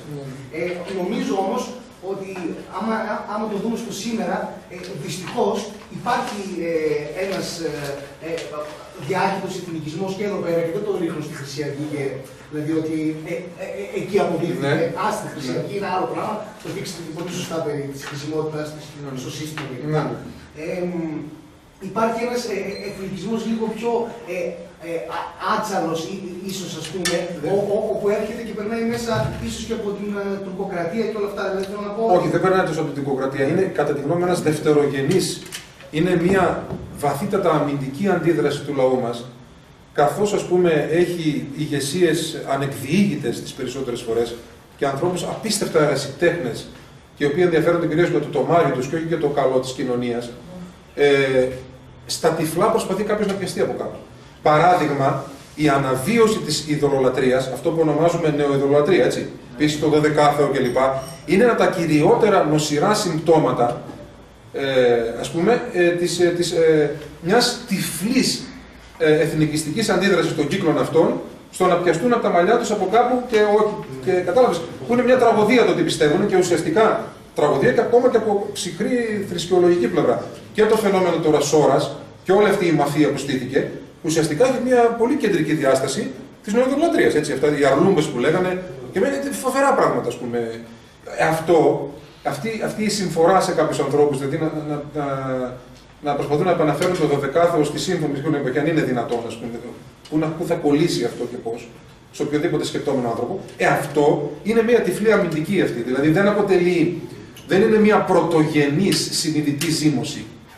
Είναι αυτό που λες, είναι μια άμυνα στα τυφλά. Αυτό βασικά νομίζω, δεν ξέρω άμα. Όχι, κατάλαβα καλά, νομίζω. Κατάλαβα καλά. Είναι άμυνα στα τυφλά. Νομίζω ότι υπάρχει μια τάση γενικότερα ενώ έχουμε το στένος να κάνουμε, όπως είπατε, την αυτοκριτική. Εγώ νομίζω ότι έχουμε το στένος να κάνουμε αυτοκριτική, έστω και άμα την εκφράζουμε, κάνουμε κριτική στο διπλανό μας. Έχουμε, αλλά δεν έχουμε πολλές φορές την παιδεία. Η δημόσια παιδεία τουλάχιστον δεν καλλιεργεί αυτό και η περιραίωσα ατμόσφαιρα. Ναι, η περιραίωσα ατμόσφαιρα. Να αναφέρω ένα χαρακτηριστικό παράδειγμα. Ας πούμε, πώς είναι ένα ακόμα κριτήριο από τα χιλιάδες που μπορεί να προσκομίσει κανείς, έφερα από το Γαλλικό Εθνικό Ύμνο από το 1000 Έτσι. Άλλωστε, αν κινδυνεύει να διαλυθεί η Ευρωπαϊκή Ένωση αυτή τη στιγμή, έχει τρομερούς τριγμούς. Είναι, μεταξύ πολλών άλλων, είναι ακριβώς από τον οικονομικό εθνικισμό. Είναι μεταξύ άλλων. Ο καθένας κοιτάζει το μάτι του. Τώρα, και δεν υπάρχει πραγματική αλληλεγγύη. Λοιπόν, ελάχιστοι λαοί στην Ευρώπη, αν όχι στην Οικουμένη, μιλούν με προθυμία τόσο πολύ ξένες γλώσσες όσο ο ελληνικός λαός. Σε παλαιότερη έρευνα που έγινε στην Ευρωπαϊκή Ένωση, βγήκαμε δεύτεροι μετά τους Ολλανδούς σε γλωσσομάθεια. Ο πιο γλωσσομαθής άνθρωπος στην Ευρωπαϊκή Ένωση είχε παρουσιαστεί κάποια στιγμή την Καθημερινή. Δεν τον ήξερα κι εγώ. Σε μια συνέντευξη ήταν ένας Έλληνας που είναι ένα είδος Einstein, εξέχασα και το όνομά του. Einstein, ξέρει 30 γλώσσες. Ξέρει απτέστο. Λέει, αν ξεκινήσω από την Πορτογαλία και φτάσω, λέει, μέχρι την Κίνα περίπου, ξέρω όλες τις γλώσσες των χωρών της διαδρομής. Λοιπόν, εγώ πήγα στην Ιταλία, μου σπάσαν τα νεύρα. Έτσι, δεν ξέραν τίποτα και οι υπάλληλοι αεροδρομίων τα αγγλικά τους σπασμένα. Πας στην Αγγλία, ούτε τα αγγλικά της Βόρειας Αγγλίας δεν μπορεί να καταλάβεις. Μιλούνε σαν μάου-μάου. Μιλούνε. Πήγα οι Γάλλοι, είναι τόσο σοβινιστές που και να ξέρουν ξένες γλώσσες δεν δέχονται. Είχα κάνει ένα πείραμα, με σταμάτησαν κάποια στιγμή εδώ σε έναν δρόμο στην Εύβοια και μου δείχναν μουγγί, είδα γαλλικές πινακίδες, μου δείχναν μουγγί ένα χάρτη. Όταν τους μίλησα αγγλικά, επίτηδες, ενώ ξέρω γαλλικά, τους μίλησα αγγλικά, τίποτα, μουγγί. Προτείναν το χάρτη. Μόλις τους μίλησα γαλλικά, άρχισαν να μιλάνε. Λοιπόν, όλα αυτά λοιπόν τα πράγματα και πολλά άλλα που έχει να πει κανείς, ακριβώς δείχνουν ότι δεν μπορεί κάποιος να είναι εθνικιστής και να μιλάει με τόση άνεση τη γλώσσα του άλλου και ευχαρίστως να θέλει να επικοινωνήσει με τον άλλο. Δεύτερον, από την πλευρά της εκκλησιαστικής ιστορίας, η Ρωμαιοκαθολική Εκκλησία μέχρι και τον 19ο αιώνα, μέχρι περίπου το 1880, μέχρι τη δεύτερη Βατικανή Σύνοδο δηλαδή, απαιτούσε υποχρεωτικά όλοι οι λαοί της γης που ήταν Ρωμαιοκαθολικοί, η Θεία Λειτουργία να γίνει στα λατινικά, που ήταν η επίσημη αυτή. Η Ορθόδοξη Εκκλησία ανά την Οικουμένη προσάρμοζε τη λειτουργία στη γλώσσα την τοπική. Απλούστατα. Αυτό τι δείχνει αυτό? Δείχνει εθνικισμό? Θέλω να πω, ας τα σκεφτούμε αυτά λίγο τα κριτήρια. Να μην πάρθει ότι διαφωνώ με αυτό. Δεν είπα ότι διαφωνείς και είναι δικαίωμά σου. Απευθύνομαι σε όλους. Απευθύνομαι σε όλους. Δηλαδή, να δούμε πώς είναι τα πράγματα. Ότι η παράδοσή μας δεν είχε τη φιλοπατρία, δεν είχε ποτέ τον εθνικισμό. Ήταν πάρα πολύ ανοιχτή στον άλλο και στον ξένο. Πολύ περισσότερα από τους δυτικούς. Δεν περάσαμε από ιερά εξέταση. Καταλαβαίνετε αυτή τη βαρβαρότητα. Δεν περάσαμε από τη βαρβαρότητα των θρησκευτικών πολέμων στη Δύση, όπου μου έλεγε Ελβετός καθηγητής πανεπιστημίου, που γνώρισα στην Κύπρο, ότι έγινε σύγκρουση αιματηρή Ρωμαιοκαθολικών και Προτεσταντών στην Ελβετία. Ξέρετε πότε? Γιατί αν πάρει κανείς τα επίσημα βιβλία ιστορίας, αυτά τελείωσαν αρχές του 17ου αιώνα. Μέσα του 17ου αιώνα έγινε περίπου γύρω στο 1850. Πολέμησε καντόνιο Ρωμαιοκαθολικό με Προτεσταντικό. Ποια είναι η βαρβαρότητα? Στην Ορθοδοξία δεν υπήρξαν ποτέ αυτά στην Ανατολή. Ποτέ. Δεν υπήρξε κάψιμο των αιρετικών. Υπήρξε εκτοπισμός, υπήρξε σε κάποιες περιπτώσεις που ήταν μεγάλη απειλή για την Ανατολική Αυτοκρατορία όπως των Παυλικιανών. Αλλά εκεί πέρα ο τύπος κοινωνίας ήταν πολύ διαφορετικός. Αυτοί συνήθως απειλούσαν και την πολιτική υπόσταση της Αυτοκρατορίας. Δεν ήταν γεγονός ότι πας κόντρα στην Εκκλησία. Θα σε τσακίσω, θα σε κάψω στην πυρά. Όχι. Ήταν απόφαση των αυτοκρατόρων κάποιες φορές, αλλά συνήθως ήταν άγνωστο αυτό το πράγμα. Να διώκονται και μάλιστα να εξοντώνονται οι αντιφρονούντες. Δεν υπήρχαν θρησκευτικοί πόλεμοι, δεν υπήρχαν όλα αυτά. Ήταν κοινωνία αγγέλων, όχι. Ο εμφύλιος πόλεμος του Βυζαντίου, του κακόσυνου και πλαστογραφημένου αυτού ονόματος, της Ανατολικής Ελληνοορθόδοξης Ρωμαϊκής Αυτοκρατορίας, ήταν ο εμφύλιος πόλεμος στην οικονομαχία. Η οποία διήρκησε με διακοπές 120 χρόνια. Διήρκησε. Που γίνανε φοβερά πράγματα. Στη σύγκρουση αυτή μπαίνανε τα άλογα στρατιώτες στους ναούς, ρίχναν κάτω, γκρεμίζαν την Αγία Τράπεζα, μαστιγώναν, συλλαμβάναν, πετούσαν στις φυλακές. Οι οικονομάχοι. Η σύγκρουση οικονομαχίας, οικονομάχων και εκκλησίας, ή τέλος πάντων αυτό που ήταν υπέρ των εικόνων, ουσιαστικά ήταν σύγκρουση της ελληνικής οντολογίας που εκπροσωπούσαν οι εικόνες με την ανατολίτικη που έμοιαζε προς το Ισλάμ, που αντιμετώπιζαν, που εκπροσωπούσαν οι οικονομάχοι.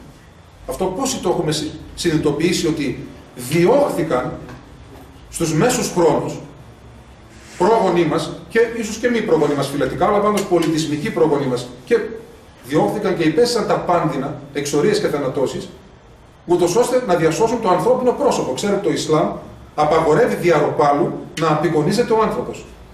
Ενώ στα τζαμιά, μόνο φυτά απεικονίζονται. Ο άνθρωπος, έτσι να απεικονίζεται, σαν άνθρωπος. Ένα πρόσωπο, ένα κεφάλι. Απαγορεύεται διαρροπάλου. Θεωρείται ύβρις αυτό. Ενώ για μας είναι ακριβώς το αντίθετο. Η μοναδικότητα προστατεύεται ακριβώς από την απεικόνιση αυτή, η οποία ξεκίνησε από τα Φαγιούμ στην ελληνιστική, ελληνορωμαϊκή Αίγυπτο, ήδη π.Χ. και έγινε μετά, μετατράπηκε σε αγιογραφία στους χριστιανικούς χρόνους, τουλάχιστον η τεχνική αυτή που λέμε αυγοτέμπα, μάλλον η εγκαυστική τεχνική, ας πούμε, το Φαγιούμ, μεταφράστηκε σε αγιογραφία. Λοιπόν, διασώζει το ανθρώπινο πρόσωπο, διασώζει την ανθρώπινη μοναδικότητα από τις εικόνες, τις χριστιανικές των Αγίων κλπ. Ενώ οι οικονομάχοι είχαν μία προσέγγιση του θέματος, η οποία ουσιαστικά ισοπαίδωνε το ανθρώπινο πρόσωπο. Και αυτό το πράγμα διήρκησε με διακοπές 120 χρόνια. Όταν ο ελληνικός εμφύλιος πόλεμος στην εποχή μας διήρκησε 5 χρόνια και κόντεψε να διαλυθεί το σύμπαν. Και ακόμα δεν έχουμε συνέλθει τελείως, εντελώς τελείως. Καθώς έχουμε πάντα ροπή στο σπορ της διχόνοιας. Και η Δύση δεν είχε την προσωπογραφία. Και η Δύση δεν είχε την προσωπογραφία.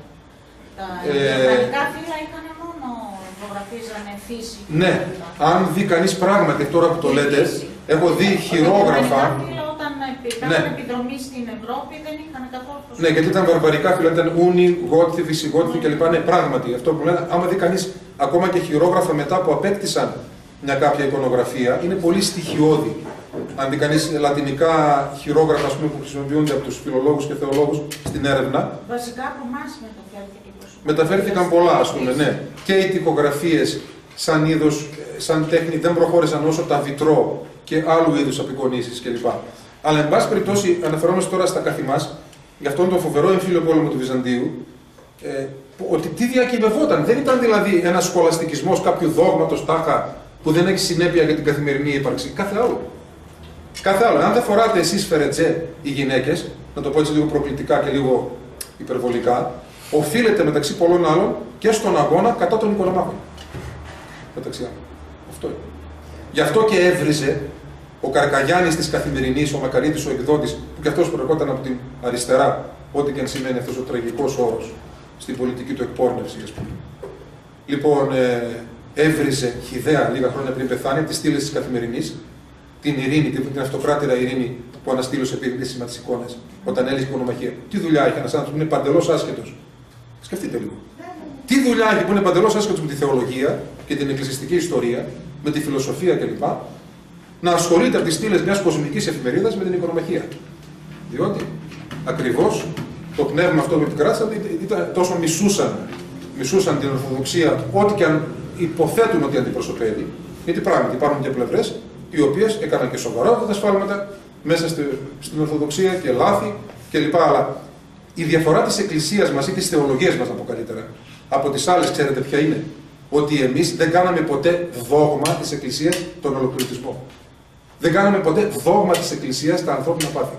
Δεν είπαμε ότι είναι αλάθητος ο Πατριάρχης και άρα το κάνουμε δόγμα της Εκκλησίας. Μπορεί να εμφανίστηκαν κάποιοι πατριάρχες με απολυταρχικές τάσεις, αλλά αυτό δεν ενσωματώθηκε ποτέ στους κεντρικούς οντολογικούς άξονες της θεολογίας. Αυτό είναι το τεράστια σημασία. Ενώ, ας πούμε, σε άλλες πλευρές και διαστάσεις, σε άλλους αυτούς, βλέπετε ότι ενσωματώθηκαν επίσημα στη διδασκαλία του ως απόλυτη θέση ότι όταν ο Πάπας αποφαίνεται από τον θρόνο του, εξ καθέδρα που λέμε, είναι λάθος. Τελείως. Αυτό παρέμεινε από το 1870, 60 πότε έγινε, μέχρι σήμερα. Αυτό παρέμεινε. Είναι λάθος. Επίσης, άσχετα αρκετοί φωτισμένοι ρωμαιοκαθολικοί γελούν με αυτό, αλλά παρέμεινε αυτό. Η υποχρεωτική αγαμία του κλήρου, παρά το ότι τους έχει τσακίσει κυριολεκτικά, τους έχει διαλύσει, τους έγινε τρελοκομείο. Και δεν το λέω αυτό χαίροντας. Κάθε άλλο, το λέω με πάρα πολύ λύπη αυτό το πράγμα. Λοιπόν, τους έχει διαλύσει από σκάνδαλα σε σκάνδαλα και από τραγωδίες σε τραγωδίες. Στην Αμερική μόνο έχουν καταβάλει $1 δισεκατομμύριο σε αποζημιώσεις δικαστικές. Επιμένουν παρά το ότι η ενιαία Εκκλησία στην Πενθέκτη Οικουμενική Σύνοδο τον 7ο αιώνα μετά Χριστόν είπε ότι ο γάμος των κληρικών είναι προαιρετικό. Είναι στην κρίση του καθενός. Δεν το δέχτηκαν αυτοί και μέχρι σήμερα πληρώνουν, αλλά για να μην παραδεχτούν ότι πέσαν έξω, παραμένει έτσι. Και είναι μια τραγωδία. Άρα δεν εξυγχρονίσουν τη δική τους παράδοση. Έχουν εξυγχρονίσει πλευρές της παραδόσεώς τους, παραδείγματος χάρη σε θέματα θείας λειτουργίας, λειτουργικής όπως λέμε, αλλά δεν έχουν εξυγχρονιστεί σε κέρια ζητήματα, τα οποία ή κάναν μικρά βήματα σε κέρια ζητήματα που αφορούν το παπικό πρωτείο. Γιατί? Διότι, όπως είπε ο Άγιος Γρηγόριος ο Παλαμάς, η Ρωμαιοκαθολική Εκκλησία μοιάζει με έναν ελέφαντα, ο οποίος, αν πέσει κάτω, μετά δεν θα μπορεί να σηκωθεί. Με άλλα λόγια, δηλαδή, επειδή είναι ο κεντρικός πυλώνας του ο Πάπας, εάν απομυθοποιηθεί ο επίσκοπος Ρώμης, γιατί αυτό είναι ο Πάπας, έτσι. Ο επίσκοπος της Ρώμης, αυτό είναι. Ο πατριάρχης της Ρώμης, όπως είναι οι 5 πατριάρχες της Μεσογείου, ας πούμε, Κωνσταντινούπολης, Ρώμης, Αλεξανδρίας, Αντιοχίας, Ιερουσαλήμων, από τα αρχαία χρόνια. Λοιπόν, εάν απομυθοποιηθεί ο Πάπας, καταραίουν τα πάντα σε αυτούς. Γι' αυτό και είναι σε ένα τρομερό δίλημμα. Δηλαδή έχουν εξυγχρονιστικές δυνάμεις, αλλά δυσκολεύονται τρομερά πώς κάνουν ισορροπία σε δεδομένο σκηνή. Και είναι ένα πολύ, πολύ δύσκολο θέμα αυτό. Ναι, παρακαλώ. Ο κύριος Σταμβάκης πρώτα. Αλλά είναι πάλι που δεν έχουν μιλήσει. Ναι, παρακαλώ. Τι είναι αυτό που κράτησε τη διαφορά στην Ορθοδοξία? Είναι η αρχαία, ας πούμε, φιλοσοφία, η αίσθηση του τραγικού των Ελλήνων απέναντι στον κόσμο, είναι ή κάτι άλλο? Η Ορθοδοξία δεν έχει καταργήσει, ο χριστιανισμός δεν έχει αίσθηση του τραγικού. Κάθε άλλο. Ναι. Κάθε άλλο. Η Ανάσταση ακριβώς αυτό είναι. Νίκη επί του θανάτου. Κάθε άλλο δεν είναι αίσθηση του τραγικού. Λοιπόν, αυτό, αν τι εννοείται κράτησε πάντως, σίγουρα επαναλαμβάνω το γεγονός ότι πρώτον είχε την πιο δημοκρατική μορφή θεσμικής διακυβέρνησης από τις άλλες μεταγενέστερες εκδοχές του χριστιανισμού, που είναι το συνοδικό σύστημα, ότι η σύνοδος των επισκόπων αποφασίζει και όχι ένας, και ότι ο κάθε επίσκοπος θα συναποφασίζει σε πρώτο στάδιο με τους δικούς του κληρικούς, οι οποίοι δικοί του κληρικοί στις ενορίες τους με εκπροσώπους των λαϊκών. Υπάρχει μια ολόκληρη διάρθρωση, ενώ σε αυτούς είναι απολυταρχικό. Ας πούμε, ο Πάπας και οι εκπρόσωποι του είναι αυτοί που κάνουν κομμάτι. Τέλος. Είναι ότι που είναι. Είχε μια πολύ δημοκρατικότερη, παρά το ότι δεν είναι πολιτικός οργανισμός η Εκκλησία. Επομένως, δεν ισχύουν οι αναλογίες της κοσμικής πολιτικής, αλλά εν πάση περιπτώσει αυτό πιστεύω ότι έπαιξε ένα κέριο ρόλο. Συν το γεγονός ότι περάστηκε βαθύτερα το χριστιανισμό από το ελληνικό πνεύμα και μπόρεσε να εκφράσει το μήνυμά του με οντολογικές κατηγορίες, οι οποίες δεν παρασύρονται, οι οποίες αντέχουν στη ροή του χρόνου. Αντέχουν στη ροή του χρόνου. Δεν συσχηματίζονται, όπως λέμε. Δεν συνδιαμορφώνονται σαν ιδεολογία. Αν πάτε σε ένα ναό στον Καναδά σήμερα, λέω τα πράγματα που είδα, ας πούμε, σε ένα ναό του Καναδά της Ελβετίας, θα νομίζετε ότι είστε μερικές φορές σε ένα υπερσύγχρονο εστιατόριο ή σε μια υπερσύγχρονη αίθουσα διαλέξεων. Πάντως, θρησκευτική εκκλησία, το κτίσμα θρησκευτικό λαό δεν θυμίζει. Διότι συνεχώς προσαρμόζουν αδιάκοπα την ύπαρξή τους. Ουσιαστικά ο χριστιανισμός σε πολλά μέρη έχει γίνει σε πολλές περιπτώσεις κοινωνιολογία ουσιαστικά. Μια θρησκευτική είναι καταπληκτικό, αλλά αυτό είναι. Έχει γίνει μια κοινωνιολογία. Και αυτό συνεχώς αλλάζει πλέον σύμφωνα με τα ιδεολογικά ρεύματα. Κάτι θέλετε, ναι. Και μήπως πρέπει και να τελειώνουμε, γιατί είπε για 9 και 20, έτσι. Πες λίγο, ναι.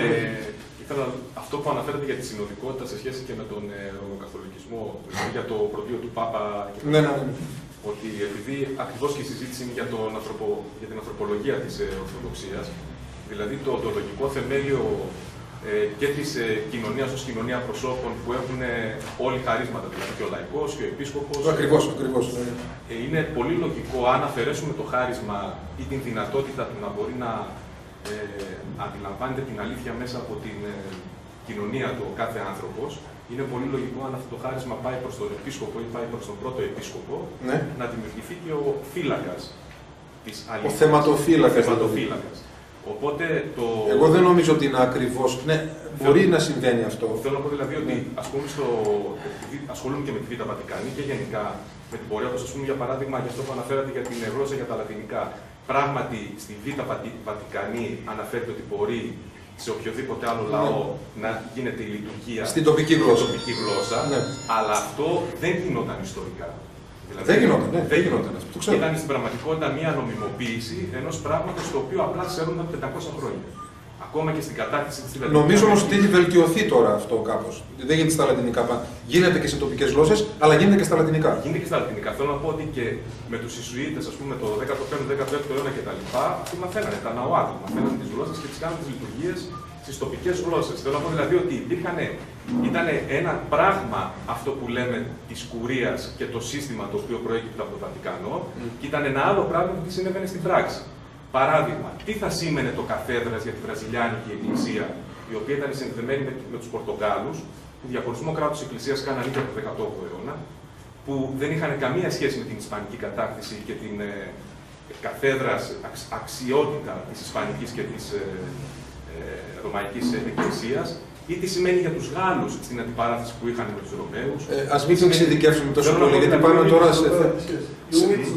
Μισό λεπτό. Πάμε σε θέματα ρωμαιοκαθολικής εκκλησιολογίας τώρα. Όχι, θέλω να γυρίσω πίσω. Γύρνα λίγο στο θέμα. Γυρνώ στο θέμα. Θέλω να πω δηλαδή ότι το οντολογικό θεμέλιο που ψάχνουμε στην Ορθοδοξία και λέμε αν υπάρχει μόνο στον Ελληνισμό ή αν αποδεχόμαστε ότι έχει οντολογική βάση, δηλαδή αληθή βάση, τότε νομίζω ότι μπορούμε να το δούμε να διατρέχει σε στιγμές όλη την ιστορία της ανθρωπότητας. Εκεί θέλω να καταλήξω.